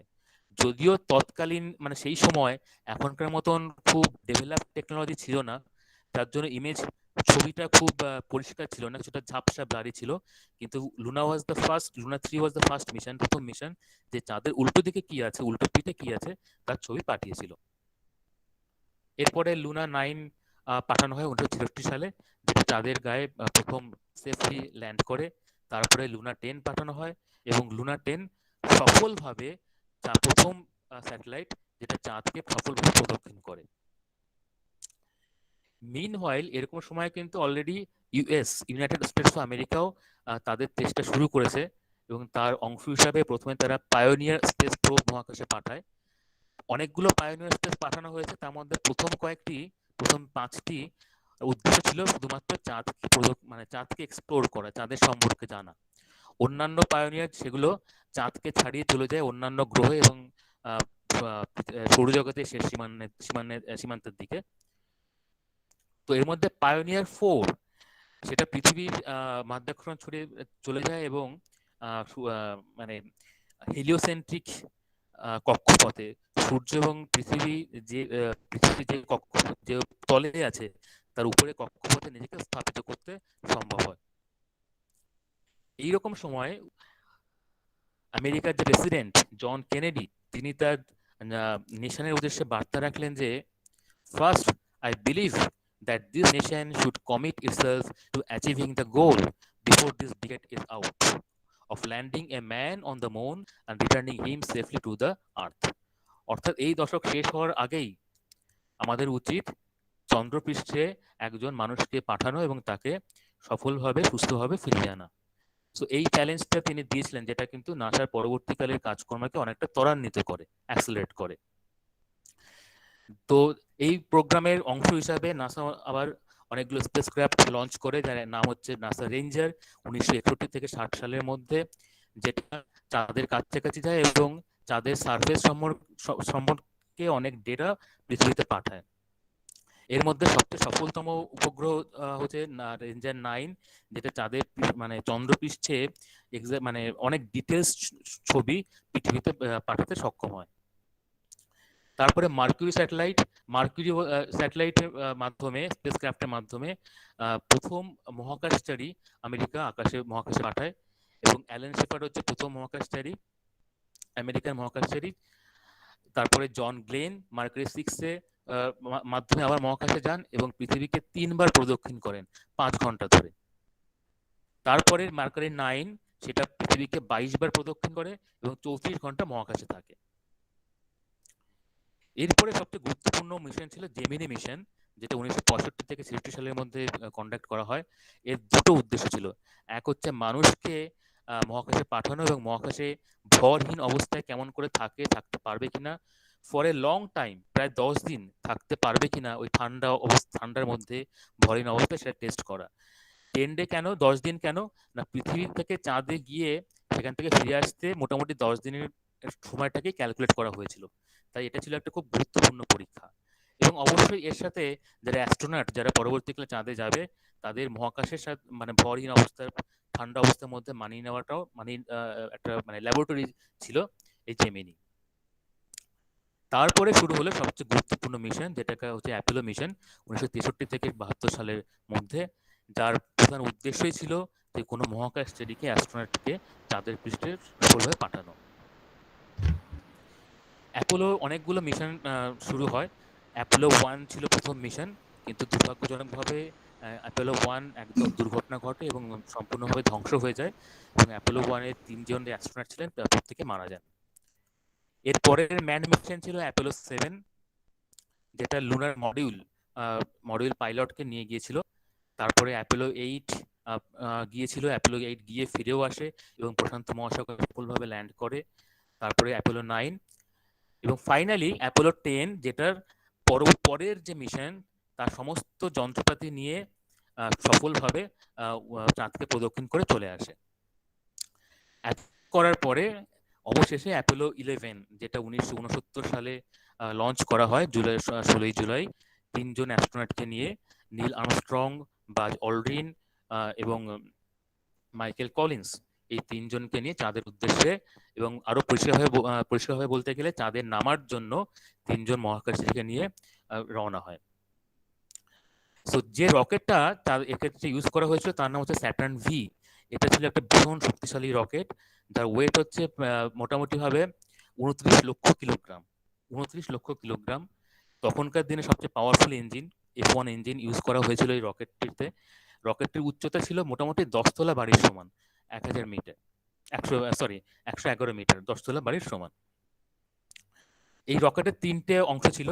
একদম নিচের অংশটাকে বলে ফার্স্ট স্টেজ, যেখানে বেসিক্যালি ফুয়েল ছিল, জ্বালানি ছিল। সেকেন্ড স্টেজে জ্বালানি ছিল। আর থার্ড স্টেজে পরবর্তীকালে, মানে পৃথিবী থেকে অনেকটা দূরে চলে যাওয়ার পর কন্ট্রোল করার মানে বিভিন্ন যন্ত্রপাতি এবং কিছুটা জ্বালানি ছিল। আর অ্যাস্ট্রোনটটা ছিল একদম মাথায়, যে সরু অংশটা, সেই অংশে 3জন অ্যাস্ট্রোনটের জন্য সমস্ত কিছু ছিল। এটা মনে রাখতে হবে, এই ঘটনাগুলো সেই সময় ঘটছে যখন কিন্তু কোনো আধুনিক কম্পিউটার নেই। এখনকার দিনে যেমন বিভিন্ন স্পেস ক্রাফটে আধুনিক কম্পিউটার ইউজ করা হয় এবং অটোমেটেড মোশন, মানে অটোমেটেড সিস্টেম ব্যবহার করা হয়, অর্থাৎ যেখানে যন্ত্র নিজেই সিদ্ধান্ত নিতে পারবে, তখনকার দিনে কিন্তু এরকম ছিল না। ফলে বোঝাই যাচ্ছে যে তখনকার দিনে একটা অ্যাস্ট্রোনটের পক্ষে কাজটা কতটা কঠিন ছিল। তো যেমন এখানে মাইকেল কলিন্স, তার ট্রেনিং যখন চলছিল সেই সময়ের একটা ছবি। তো যেহেতু অভিযানটাকে সফল করার জন্য তাদেরকে কঠোর পরিশ্রম করতে হয়েছিল এবং প্রচুর ট্রেনিং নিতে হয়েছিল অনেক দিন ধরে। তো যাই হোক, 1969 সালের ওই 16 জুলাই সকাল 9:32 স্যাটার্ন 5 ব্লাস্ট করে, পৃথিবী থেকে রওনা দেয় এবং 12 মিনিট পর সে পৃথিবীর মানে নির্ধারিত কক্ষপথে পৌঁছে যায়। এইটা ফাইনালি যে অংশটা চাঁদের দিকে গিয়েছিল লুনার মডিউল, এর 3টে অংশ আছে। 3টে অংশের মাঝখানের অংশে অ্যাস্ট্রোনটদের জন্য জায়গা ছিল। সামনের অংশটা ছিল লুনার মডিউল, যেটা চাঁদে অবতরণ করবে। আর লাস্টের অংশ ছিল কন্ট্রোল প্যানেল, যেখান থেকে সমস্ত মিশনকে কন্ট্রোল করার জন্য এনার্জি ও অন্যান্য যন্ত্রগুলো ছিল। আমরা স্কিপ করছি, এটাও স্কিপ করছি আমি। সো ফাইনালি 4 দিন পরে 20 জুলাই 20 তারিখে 1969 সাল নীল আর্মস্ট্রং প্রথম চাঁদের মাটিতে পা রাখলেন। এবং এটা একটা খুব গুরুত্বপূর্ণ ঘটনা, কারণ শুধু চাঁদের মাটি বলে না, পৃথিবীর বাইরে একটা অন্য অংশে, অন্য জগতে প্রথম মানুষ পা রাখলো ওই দিনে। পা রেখে নীল আর্মস্ট্রং এর যে স্মরণীয় উক্তি, that's one small step for man, one giant leap for mankind. সত্যি এটা একটা জায়ান্ট লিপ ছিল সমগ্র মানব জাতির ক্ষেত্রে, গবেষণার ক্ষেত্রে। অ্যাপোলো 11-এর অ্যাস্ট্রোনটরা ফেরার সময় চাঁদ থেকে অনেক রক, তাদের পাথর এবং মাটিও নিয়ে পরীক্ষা করবার জন্য। যাই হোক, তারপরে অনেকগুলো অ্যাপোলো মিশন পাঠানো হয়েছিল, অ্যাপোলো 12, 14, 15, 16, 17 অনেকগুলো, এবং সেখানে সবগুলোই সফলভাবে লঞ্চ করা হয়েছিল। এবং এর মধ্যে গুরুত্বপূর্ণ ঘটনা হচ্ছে অ্যাপোলো 15, সেই মিশনে একটি ল্যান্ড রোভিং ভেহিকেল বা এলআরভি কে পাঠানো হয়, এবং সেই ল্যান্ড রোভিং ভেহিকেল, যেটা একটু লাইট ওয়েট, হালকা একটা ইলেকট্রিক ভেহিকেল ছিল, এটা চাঁদের মাটিতে অনেকক্ষণ ঘুরে বেড়ায় এবং চাঁদের বিভিন্ন অংশ ইনস্পেক্ট করে। অবশ্য এর মধ্যে রাশিয়া থেকে আরো 2টি যন্ত্র, লুনোকোদ 1, যেটা ফার্স্ট রোভার পাঠানো হয়েছিল চাঁদের পৃষ্ঠে, সেটাও মানে অ্যাপোলো 15 আগেই পাঠানো হয়, তবে এটা ছিল রিমোট কন্ট্রোল। যেহেতু তখন চাঁদে মানুষ যায়নি, পৃথিবী থেকে রিমোট কন্ট্রোলের মাধ্যমে এটাকে কন্ট্রোল করা হয়েছিল। এবং এই লুনোখোদ 1 চাঁদের মাটিতে 90 দিন ধরে প্রদক্ষিণ করেছিল, এবং সমস্ত সিস্টেমটা পৃথিবী থেকে পাঁচজনের টিম কন্ট্রোল করেছিলেন। পরে লুনোখোদ 2 পাঠানো হয়। লুনোখোদ 2 প্রায় 23 মাইল চাঁদের উপরে 23 মাইল অঞ্চল জুড়ে প্রদক্ষিণ মানে ভ্রমণ করে।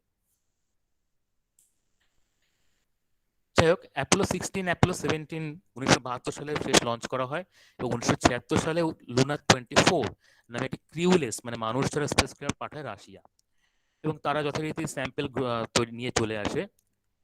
তো এইরকম একটা সময় 1976-এর পরে এরকম একটা সময়, তারপরে একটা ব্রেক দেখা যায়, মূলত আর্থিক কারণে। যেহেতু একটা মিশন পাঠাতে অনেক খরচ হয়, তার জন্য চাঁদে যাত্রা যে একটা মানে টেন্ডেন্সি চলছিল এতদিন ধরে, তার মধ্যে একটা বিরতি দেখা যায়। সো ইন এ নাটশেল, সংক্ষেপে চাঁদের যে অ্যাপোলো মিশন, তার বিষয়বস্তু সারবত্ত হচ্ছে এইটা, যে মোট 12টি মিশন হয়েছিল, তার মধ্যে 6টি চাঁদে ল্যান্ড করেছিল এবং পৃথিবীতে ফিরে এসেছিল সফলভাবে। বাকিরা চাঁদকে প্রদক্ষিণ করে। শুধু প্রথম মিশনটি সম্পূর্ণভাবে মানে ধ্বংস হয়, এবং এই টোটাল মিশন পাঠাতে খরচ হয়েছিল $25.4 বিলিয়ন, যেটা এখনকার দিনে প্রায় $160 বিলিয়ন।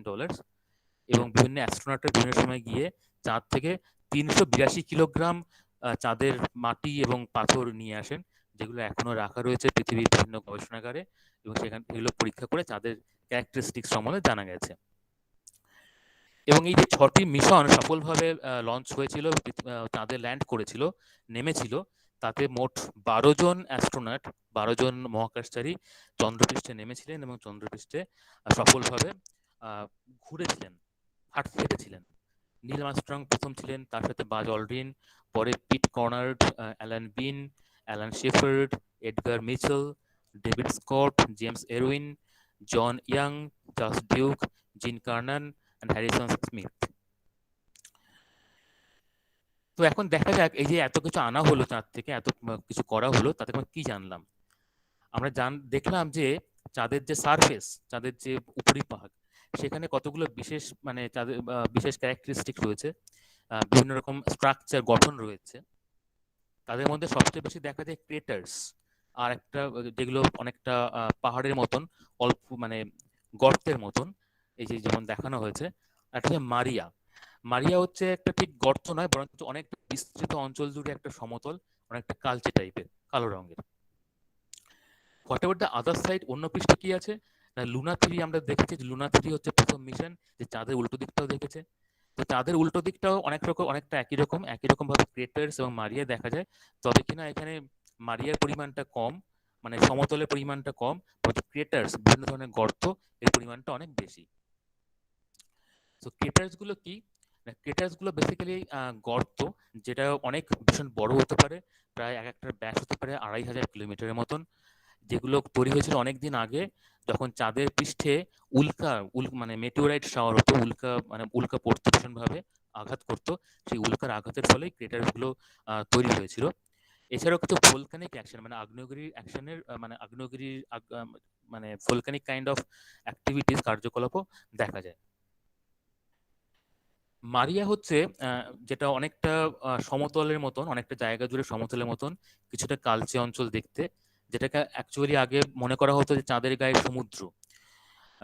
এই মনে করা হয় যে এই অঞ্চলগুলো অ্যাকচুয়ালি লাভা, যে সময় অগ্নুৎপাত হতো সেই লাভার দ্বারা তৈরি।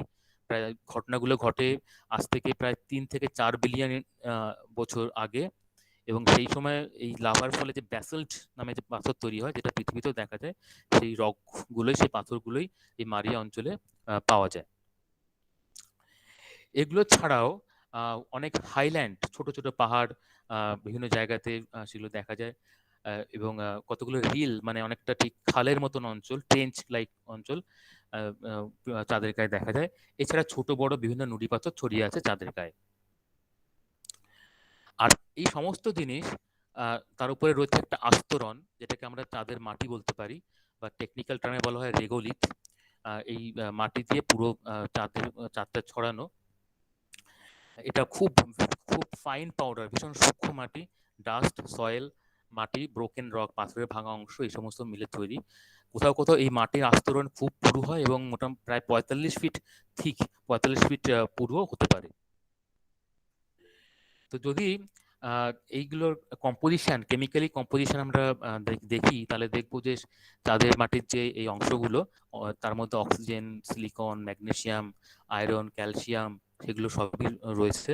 তাদের অনুপাতও রয়েছে বিভিন্ন হারে। সবচেয়ে মজার ব্যাপার হলো, আশ্চর্যের ব্যাপার হচ্ছে যাদের যে এই কম্পোজিশন, সেই কম্পোজিশনের সাথে পৃথিবীর বিশেষ করে ম্যান্টাল অঞ্চল যেটা আছে, পৃথিবী ভূপৃষ্ঠের নিচে ম্যান্টাল অঞ্চল, ম্যান্টাল অংশটা রয়েছে, তার সাথে কিন্তু অনেকটাই মিল আছে।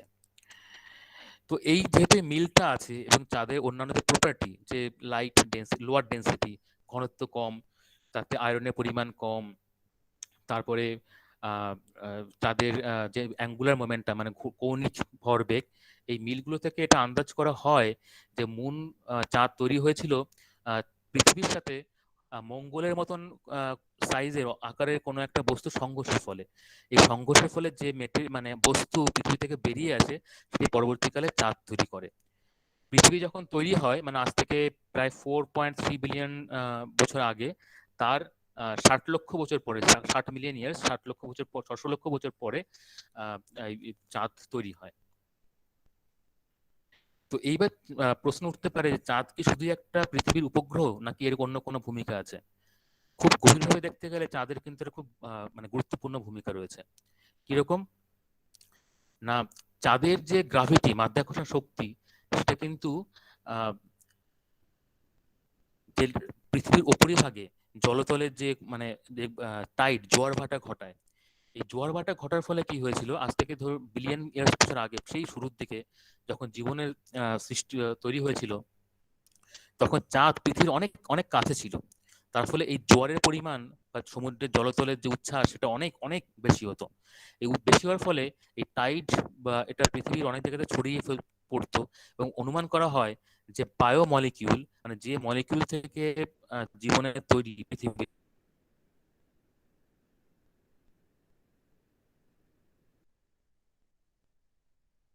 রোটেশনাল স্পিড, মানে পৃথিবীর যে ঘূর্ণনের গতি, বেগ, সেটা ছিল অনেক বেশি।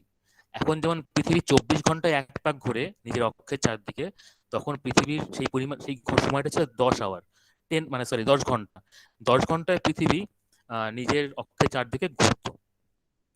এই মুনের গ্র্যাভিটেশনাল পুল, মাধ্যাকর্ষণ শক্তি, সেইটাকে আস্তে আস্তে নিয়ন্ত্রণে আনে, কন্ট্রোল করে, এবং সেই স্পিডটাকে, ঘূর্ণন গতিটাকে কমিয়ে কমিয়ে বর্তমান পরিস্থিতিতে নিয়ে আসে। তার ফলে কি হয় যে তাদের এই পৃথিবীর ঘূর্ণন কমে গিয়ে তার মধ্যে ইকুইলিব্রিয়াম সৃষ্টি অবস্থা তৈরি হয়, যেটা পরে প্রাণ ধারণের ক্ষেত্রে সাহায্য করেছিল। তো এইভাবে চাঁদের পৃথিবীতে প্রাণের বিকাশের ক্ষেত্রে চাঁদের একটা খুব গুরুত্বপূর্ণ ভূমিকা আছে। তো পাশাপাশি আরেকটা ব্যাপারও লক্ষণীয়, যে এই পুল, চাঁদের যে গ্র্যাভিটেশনাল পুল, এর ফলে কি হচ্ছে, পৃথিবী স্লো হয়ে যাচ্ছে। প্রতি সেঞ্চুরিতে, প্রতি 100 বছরে মোটামুটি 2.3 মিলিয়ন করে, 3 মিলি সেকেন্ড করে দিনের দৈর্ঘ্য কমছে পৃথিবীতে। আর এই পৃথিবীর ধীরে ধীরে স্লো হয়ে যাওয়ার জন্য পৃথিবীর যে শক্তিটা কমে যাচ্ছে, সেই শক্তি নিয়ে চাঁদ পৃথিবী থেকে আস্তে আস্তে দূরে সরে যাচ্ছে। মানে প্রতি বছর মোটামুটি 1.5 থেকে 2 ইঞ্চি করে চাঁদের পৃথিবী থেকে দূরে সরে যাচ্ছে। তো যাই হোক, ইনিশিয়াল প্রাথমিক স্টেজে মুন এবং চাঁদ এবং পৃথিবীর মধ্যে যে ইন্টারাকশন, তার ফলে পৃথিবী এখন স্টেবল অবস্থায় এসেছে এবং পৃথিবীতে প্রাণের বিকাশ সম্ভব হয়েছে। তো যাই হোক, 1976 সালে প্রথম শেষ মিশন পাঠানোর পর 1980 সালে আমরা দেখি হোয়াইট ফেজ, যখন ওই সময়টায় দীর্ঘদিন চাঁদে কোনো মিশন পাঠানো হয়নি। আবার 1990 সালে, তারপরে 1990 সাল থেকে আবার চাঁদের বিভিন্ন মিশন পাঠানো শুরু হয়, এবং এখন আমেরিকা এবং রাশিয়ার বাইরে অন্যান্য দেশগুলো তো এতে পার্টিসিপেট করে। যেমন জাপান প্রথম তাদের স্যাটেলাইট মানে স্পেসক্রাফট পাঠায় V10, এবং এটাই ছিল জাপানের প্রথম মুন মিশন, এবং এটা সফলভাবে ওরা সম্পন্ন হয়। পরবর্তীকালে যেমন এবং এই মুন মিশনগুলোর ফলে অন্যান্য একই সময়ে ইউএসএ, আমেরিকা দুটো মিশন পাঠায়, ক্লেমেন্টাইন এবং লুনার প্রসপেক্টর। পরে আরো মিশন পাঠায় এবং তার ফলে চাঁদের আরো কাছে গিয়ে আরো ছবি পরিষ্কার দেখা সম্ভব হয়েছে। যেমন এটা টাইকো ক্র্যাটার্স, যে গর্তগুলো, ক্র্যাটার যে গর্ত, তার মধ্যে একটি নাম হচ্ছে টাইকো ক্র্যাটার্স। তার সেন্টারে যে স্ট্রাকচার, সেই স্ট্রাকচারটা লুনার রিকনসাইলেশন অরবিটার 2009 সালে নেয়। সেখান থেকে দেখা যাচ্ছে চাঁদের মাঝখানে প্রায় 15 কিলোমিটার বিস্তৃত একটি মানে পাহাড়ি অঞ্চল রয়েছে। 2000 সালের দিকে ওই সময় আশেপাশে অন্যান্য দেশ, ইউরোপ, জাপান এবং চায়নার প্রথম যে মিশন চ্যাঙ্গি 1 এবং ইন্ডিয়া, ভারতের প্রথম মিশন চন্দ্রয়ান-1 সফলভাবে উৎক্ষেপিত হয়। তারপরে 2010-এর দিকে চায়নার অন্যান্য মিশন চ্যাঙ্গিস 2, তারপরে চায়না চ্যাঙ্গিস 3 এবং ইসরায়েলের একটি মিশন বেয়ার স্ট্রিট এবং চায়নার পরবর্তী লেটেস্ট মিশন চ্যাঙ্গিস 5 সফলভাবে উৎক্ষিপ্ত হয় এবং ইন্ডিয়াও তার চন্দ্রয়ান-2 উৎক্ষেপণ করে।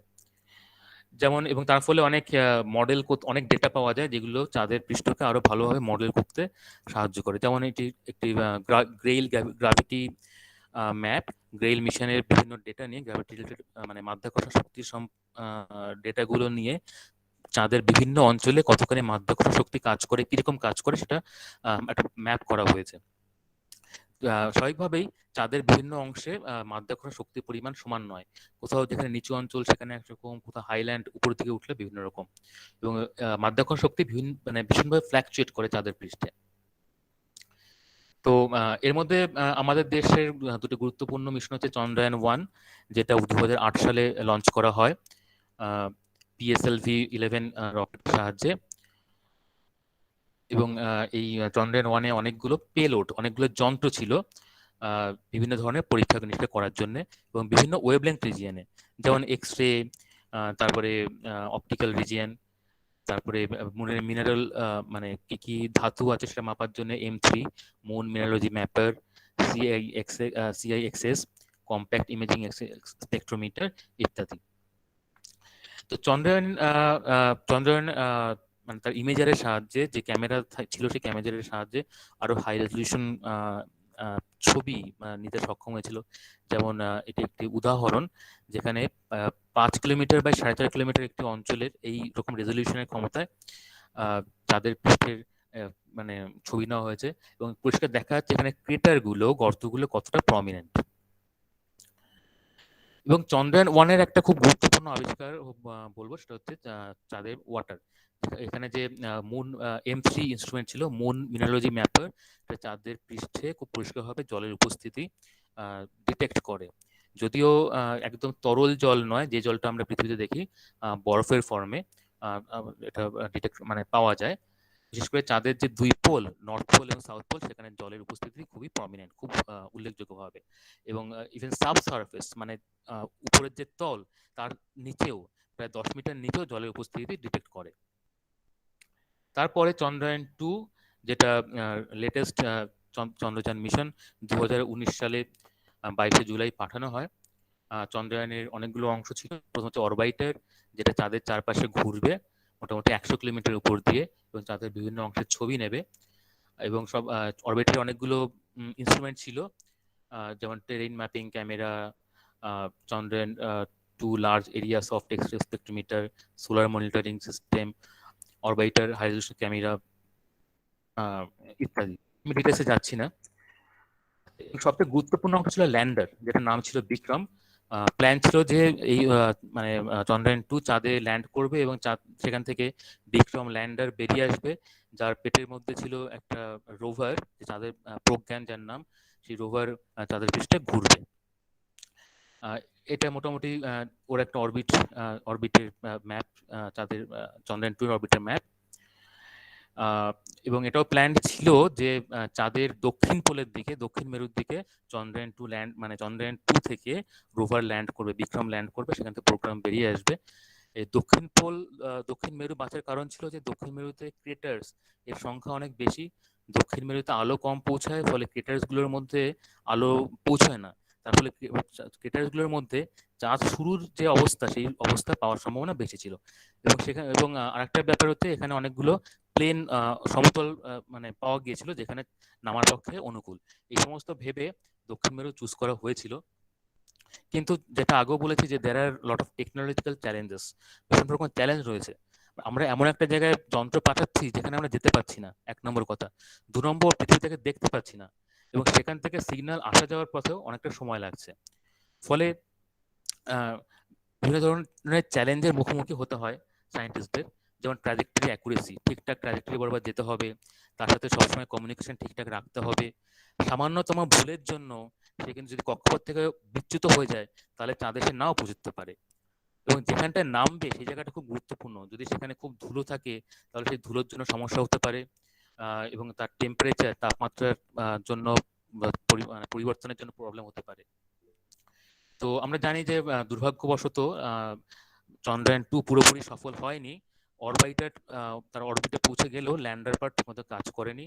ল্যান্ডার পার্ট শেষ মুহূর্তে, বিক্রম শেষ মুহূর্তে তাদেরকে আসে পড়ে। সম্ভবত এরই কোনো একটা কারণ হয়তো এর জন্য দায়ী ছিল, সেটা পরবর্তীকালে রিসার্চ করলে বেরিয়ে আসবে। তবে যে অরবিটার যেটা চাঁদের চারপাশে ঘুরছে সেটা অলরেডি চাঁদের থেকে চাঁদের ভূপৃষ্ঠে বিভিন্ন রকম ছবি পাঠিয়েছে। যেমন এটা একটা উদাহরণ, জ্যাকসন ক্রেটার, এর নাম জ্যাকসন ক্রেটার, যেটা প্রায় ডায়ামিটার 71 কিলোমিটার। দিস ইজ এটার নাম হচ্ছে সমরফিল্ড ক্রেটার। এই সমস্ত ছবিগুলো অরবিটার পাঠিয়েছে। তখন প্রশ্ন উঠতে পারে যে এত এত মানে এনার্জি, শক্তি খরচ করে এবং আর্থিক অর্থ খরচ করে আমরা কেন চাঁদে পাঠাচ্ছি? তার একটা কারণ হচ্ছে যে মানুষের অদম্য জানার ইচ্ছা, জানার স্পৃহা। যেমন চাঁদ আমাদের সবচেয়ে কাছের বস্তু, কিন্তু চাঁদকে কিন্তু এখনো পুরোপুরিভাবে আমরা জানতে পারিনি। ইভেন আমরা যে বিভিন্ন সময় ল্যান্ডার গুলো পাঠিয়েছি, মানুষ পাঠিয়েছে, সেগুলো এই ম্যাপ থেকে দেখলে বোঝা যাবে তাদের কতগুলো নির্দিষ্ট জায়গাতেই কিন্তু ল্যান্ড করেছে, সব জায়গায় কিন্তু ল্যান্ড করতে পারেনি। ফলে তাদের পুরোপুরি পুরো অঞ্চলে কি আছে সেটা কিন্তু আমরা জানি না। এবং বিজ্ঞানের প্রথম কাজই হচ্ছে অজানাকে জানা। এই যে একটা কৌতূহল, জানার স্পৃহা, সেটা কিন্তু একটা মোটিভেশন এই বিভিন্ন মিশনগুলোকে লঞ্চ করার। দ্বিতীয়ত, যেটা আগে বলেছি যে পৃথিবী তৈরি হওয়ার জাস্ট 60 লক্ষ বছর পরে চাঁদ তৈরি হয়, এবং চাঁদ পৃথিবীরই একটা অংশ। ফলে চাঁদের উপরে কি আছে সেটা যদি আমরা স্টাডি করতে পারি, সেখান থেকে কিন্তু পৃথিবীর আদিম অবস্থায় কি ছিল সেটা জানা সম্ভব। আর চাঁদে যেহেতু বায়ুমণ্ডল নেই, চাঁদ এখনো ইনঅ্যাক্টিভ অবস্থায় পড়ে আছে, অর্থাৎ চাঁদে অন্যরকম রিয়াকশন বা উপরের সারফেস কোনো অ্যাকশন ঘটছে না। তার জন্য ওই অবস্থায়, যে অনেকদিন আগে শুরুতে যে অবস্থায় ছিল সেই অবস্থায় আছে।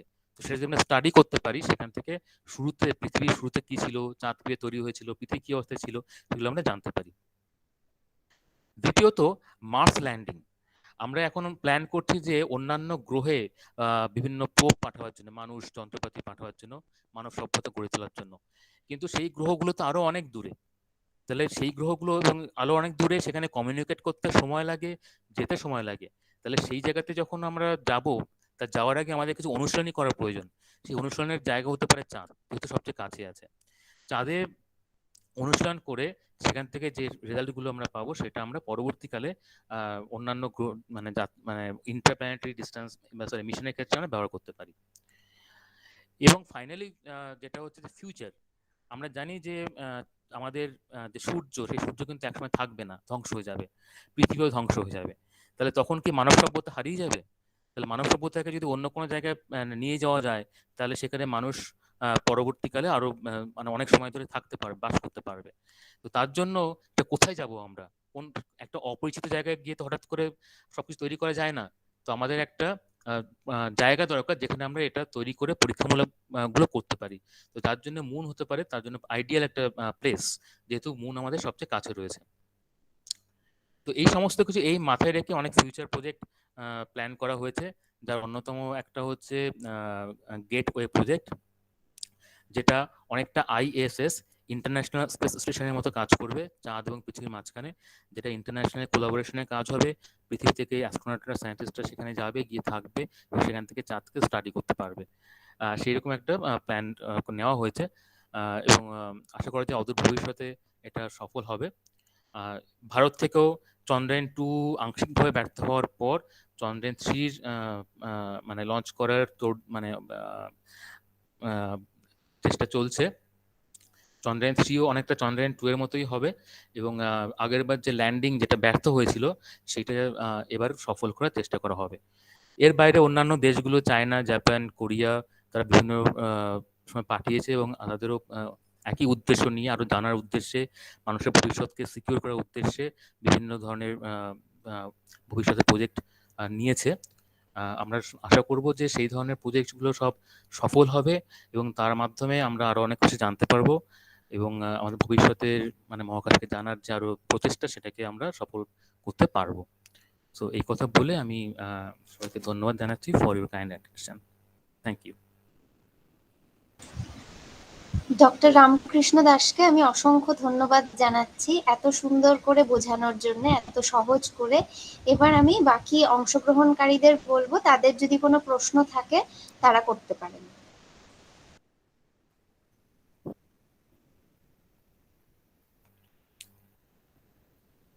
আচ্ছা, কিছু প্রশ্ন আমি চ্যাট বক্সে দেখতে পাচ্ছি।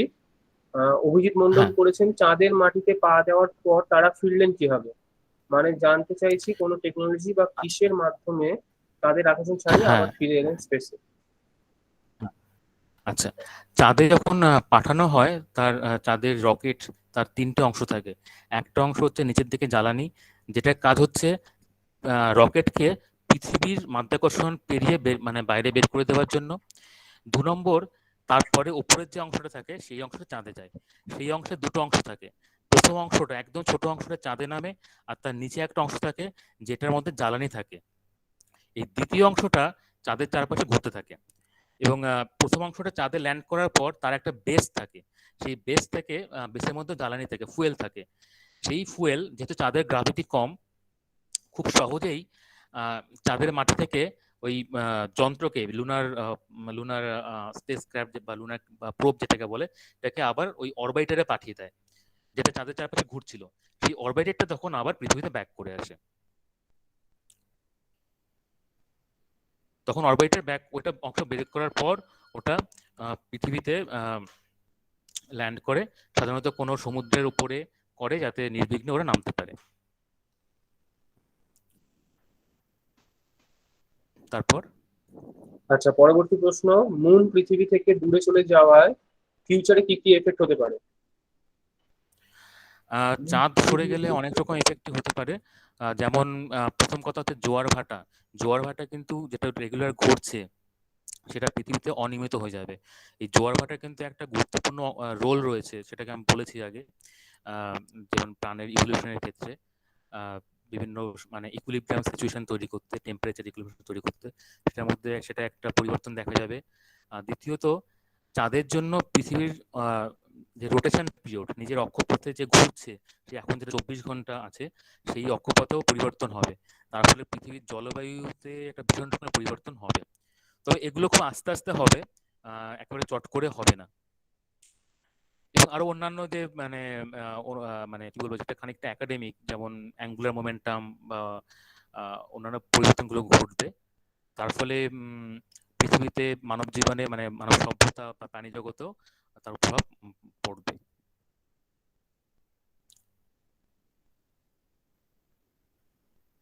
হ্যাঁ, তারপরে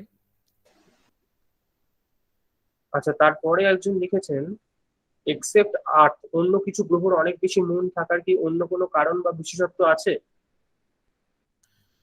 হ্যাঁ আছে। যেমন আমরা যদি বৃহস্পতি বা শনির কথা ধরি, বৃহস্পতি আর শনির ভর অনেক বেশি, পৃথিবীর চাইতে অনেক অনেক বেশি, হাজার গুণ বেশি। যার ফলে কি হয়, মাধ্যাকর্ষণ শক্তি বেশি হওয়ার জন্য অন্যান্য যে ছোটখাটো সে টুকরোগুলো বা ছোটখাটো পাথর বা এরকম জিনিস যেগুলো ওদের চারপাশে ঘুরছিল, তারা মাধ্যাকর্ষণ শক্তির ফলে ওই গ্রহের চারপাশে মানে বিভিন্ন কক্ষপথে আবদ্ধ হয়ে যায়, সেটা একটা কারণ। দ্বিতীয়ত, বিভিন্ন সময় ধরা যাক কোনো একটা গ্রহের চারপাশে অনেকগুলো বড় বড় স্যাটেলাইট ছিল, সেগুলো তাদের মধ্যে যদি কোনো কারণে সংঘর্ষ হয়, সংঘর্ষ হয়ে যাওয়ার ফলে তার টুকরো টুকরো হয়ে গিয়ে স্যাটেলাইটের সংখ্যা বাড়তে পারে। আবার শনির ক্ষেত্রে যেমন, শনির ক্ষেত্রে আমরা জানি যে শনির যে বলয়, সেই শনির বলয় অ্যাকচুয়ালি ছোট ছোট অনেক পাথর দিয়ে তৈরি, ছোট ছোট মানে পাথরের টুকরো ঘুরছে। এর মধ্যে কোনটা ছিটকে বেরিয়ে এসে মাধ্যাকর্ষণ শক্তির কবলে পড়ে গিয়ে নির্দিষ্ট কক্ষপথে ঘুরতে শুরু করতে পারে, এবং সেক্ষেত্রেও স্যাটেলাইটের সংখ্যা বাড়তে পারে। যেমন আমরা আগে জানতাম যে শনির 16-17টা স্যাটেলাইট, তারপরে যখন ভয়েজার 1, ভয়েজার 2 এবং অন্যান্য স্পেসক্রাফট যখন কাছে গেল, ছবি তুললো, তখন দেখা গেল যে শনির স্যাটেলাইটের সংখ্যা তো অনেক অনেক বেশি। ফলে মাধ্যাকর্ষণ একটা গুরুত্বপূর্ণ ভূমিকা এক্ষেত্রে পালন করে। হ্যাঁ, তারপরে আচ্ছা, আর মনে হচ্ছে প্রশ্ন নেই। হ্যাঁ। বিদ্যুৎ ঘোষ হাত তুলেছেন, আপনি কিছু বলবেন? হ্যাঁ স্যার, আমি বলতে চাইছি স্যার, আপনি বললেন যে চাঁদের ব্যাক সাইডটাকে দেখতে পায় না। ব্যাক হ্যাঁ, সাইডটা বলতে মানে চাঁদের তো একটা মানে চাঁদের যেমন অ্যাটম যেমন মানে নিজের অক্ষে বা পৃথিবী যেমন নিজের অক্ষের চারদিকে ঘোরে, চাঁদ তো ঠিক সেরকম নিজের অক্ষের চারদিকে ঘোরে, তাহলে ব্যাক সাইডটা পায় না কেন? হ্যাঁ, এখানটা একটা মানে খুব ইন্টারেস্টিং ব্যাপার হচ্ছে, চাঁদ দুভাবে ঘুরছে। এক হচ্ছে নিজের চারদিকেও ঘুরছে, নিজের অক্ষের চারদিকে, আবার পৃথিবীর চারদিকেও ঘুরছে। এক্ষেত্রে চাঁদ নিজের অক্ষের চারদিকে যে সময় ঘুরছে, মানে প্রায় 27 দিন, এবং পৃথিবীর চারদিকে যে সময় ঘুরছে, অরবিটাল পিরিয়ড যেটাকে বলে, সেই সময়টাও একই, দুটো সময়ই এক। যার ফলে কি হচ্ছে, চাঁদ যখন একটা রোটেশন কমপ্লিট করছে 27 দিনে, ওই একই সময় তাকে পুরোটা ঘুরতে হচ্ছে। ফলে ওই ঘূর্ণনের ফলে তাদের একটা সাইডই সবসময় ঘুরছে। মানে আমি কেমন করে বোঝাই, মানে আমি জাস্ট ভিডিওটা অন করছি, না দেখা যাবে মানে কিনা। টাইম ক্যালকুলেট করেও তো মানে ব্যাক সাইডটাকে যাওয়া যায় নাকি? না, যাওয়া যাচ্ছে না। টাইম ক্যালকুলেশন করেও কি ব্যাক সাইডটাকে যাওয়া যাচ্ছে না? হ্যাঁ, এই টাইম ক্যালকুলেশন তো আমাদের হাতে নেই। এই টাইম ক্যালকুলেশনটা সম্পূর্ণ প্রাকৃতিকভাবে তৈরি হয়ে আছে। চাঁদ নিজের অক্ষের চারপাশে যেভাবে ঘুরছে, যে সময় ঘুরছে 27 দিন, পৃথিবীর চারপাশেও সেই সময় ঘুরছে। এই টাইমটাকে তো আমরা চেঞ্জ করতে পারবো না, এটা প্রাকৃতিকভাবে হয়ে এসছে। আচ্ছা আচ্ছা, এটা আমরা খুব সহজে বুঝতে পারি যদি মানে একটা ওই জন্যই ব্যাক। ধরুন একটা গোল পৃথিবী, হ্যাঁ গ্লোব নিলাম, আর যদি একটা ছোট বস্তু নিয়ে একটু ঘোরাই তার চারপাশে, যেটা নিজের চারপাশেও ঘুরছে একই সময়, মানে পৃথিবীর চারপাশেও ঘুরছে, এটা একটু হাতে কলমে করতে পারলে আমরা বুঝতে পারবো যে কেন একটা সাইডই, যেহেতু মানে দুটো টাইম পিরিয়ড সমান হওয়ার জন্য একটা সাইডই কেন একটা পৃথিবী থেকে মুভ করে থাকে। ঠিক আছে, মানে থ্যাংক ইউ। মূল কারণ হচ্ছে যে দুটো সময় পিরিয়ড মানে এক হয়েছে, এক হওয়ার জন্য।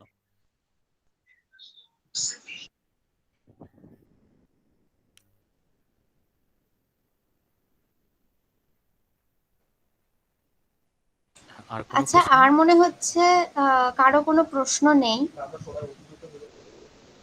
আর আমরা সময়ের থেকে নির্ধারিত সময় আমরা পার করে চলেছি। আমাদের ডক্টর রামকৃষ্ণ দাস ওনার বিজি সময়ের মধ্যে থেকে বার করে দিয়েছেন, এর জন্য আমরা অত্যন্ত তাকে ধন্যবাদ জানাই। এবং যদিও কিছু দেখতে পাচ্ছি সুদীপ্তা সেনগুপ্ত রেজ হ্যান্ড করেছেন, কিন্তু আমরা পরে আবার আরেকবার এরকম আলোচনার সভার আয়োজন করব এবং তখন আমরা বাকি প্রশ্নগুলো সেখানে অবশ্যই আলোচনা করব। আমরা অত্যন্ত দুঃখিত। আজকের এই অনুষ্ঠান এখানেই আমরা শেষ করছি এবং ডক্টর রামকৃষ্ণ দাসকে অসংখ্য ধন্যবাদ জানাচ্ছি আরো একবার, এত সুন্দর করে আমাদের বোঝানোর জন্য, এত কঠিন জিনিসকে এত সহজ করে বলার জন্য। এবং সবাইকে আমি শারদীয়ার শুভেচ্ছা জানাই এবং সবাই ভালো থাকবেন। ধন্যবাদ। Thank you all.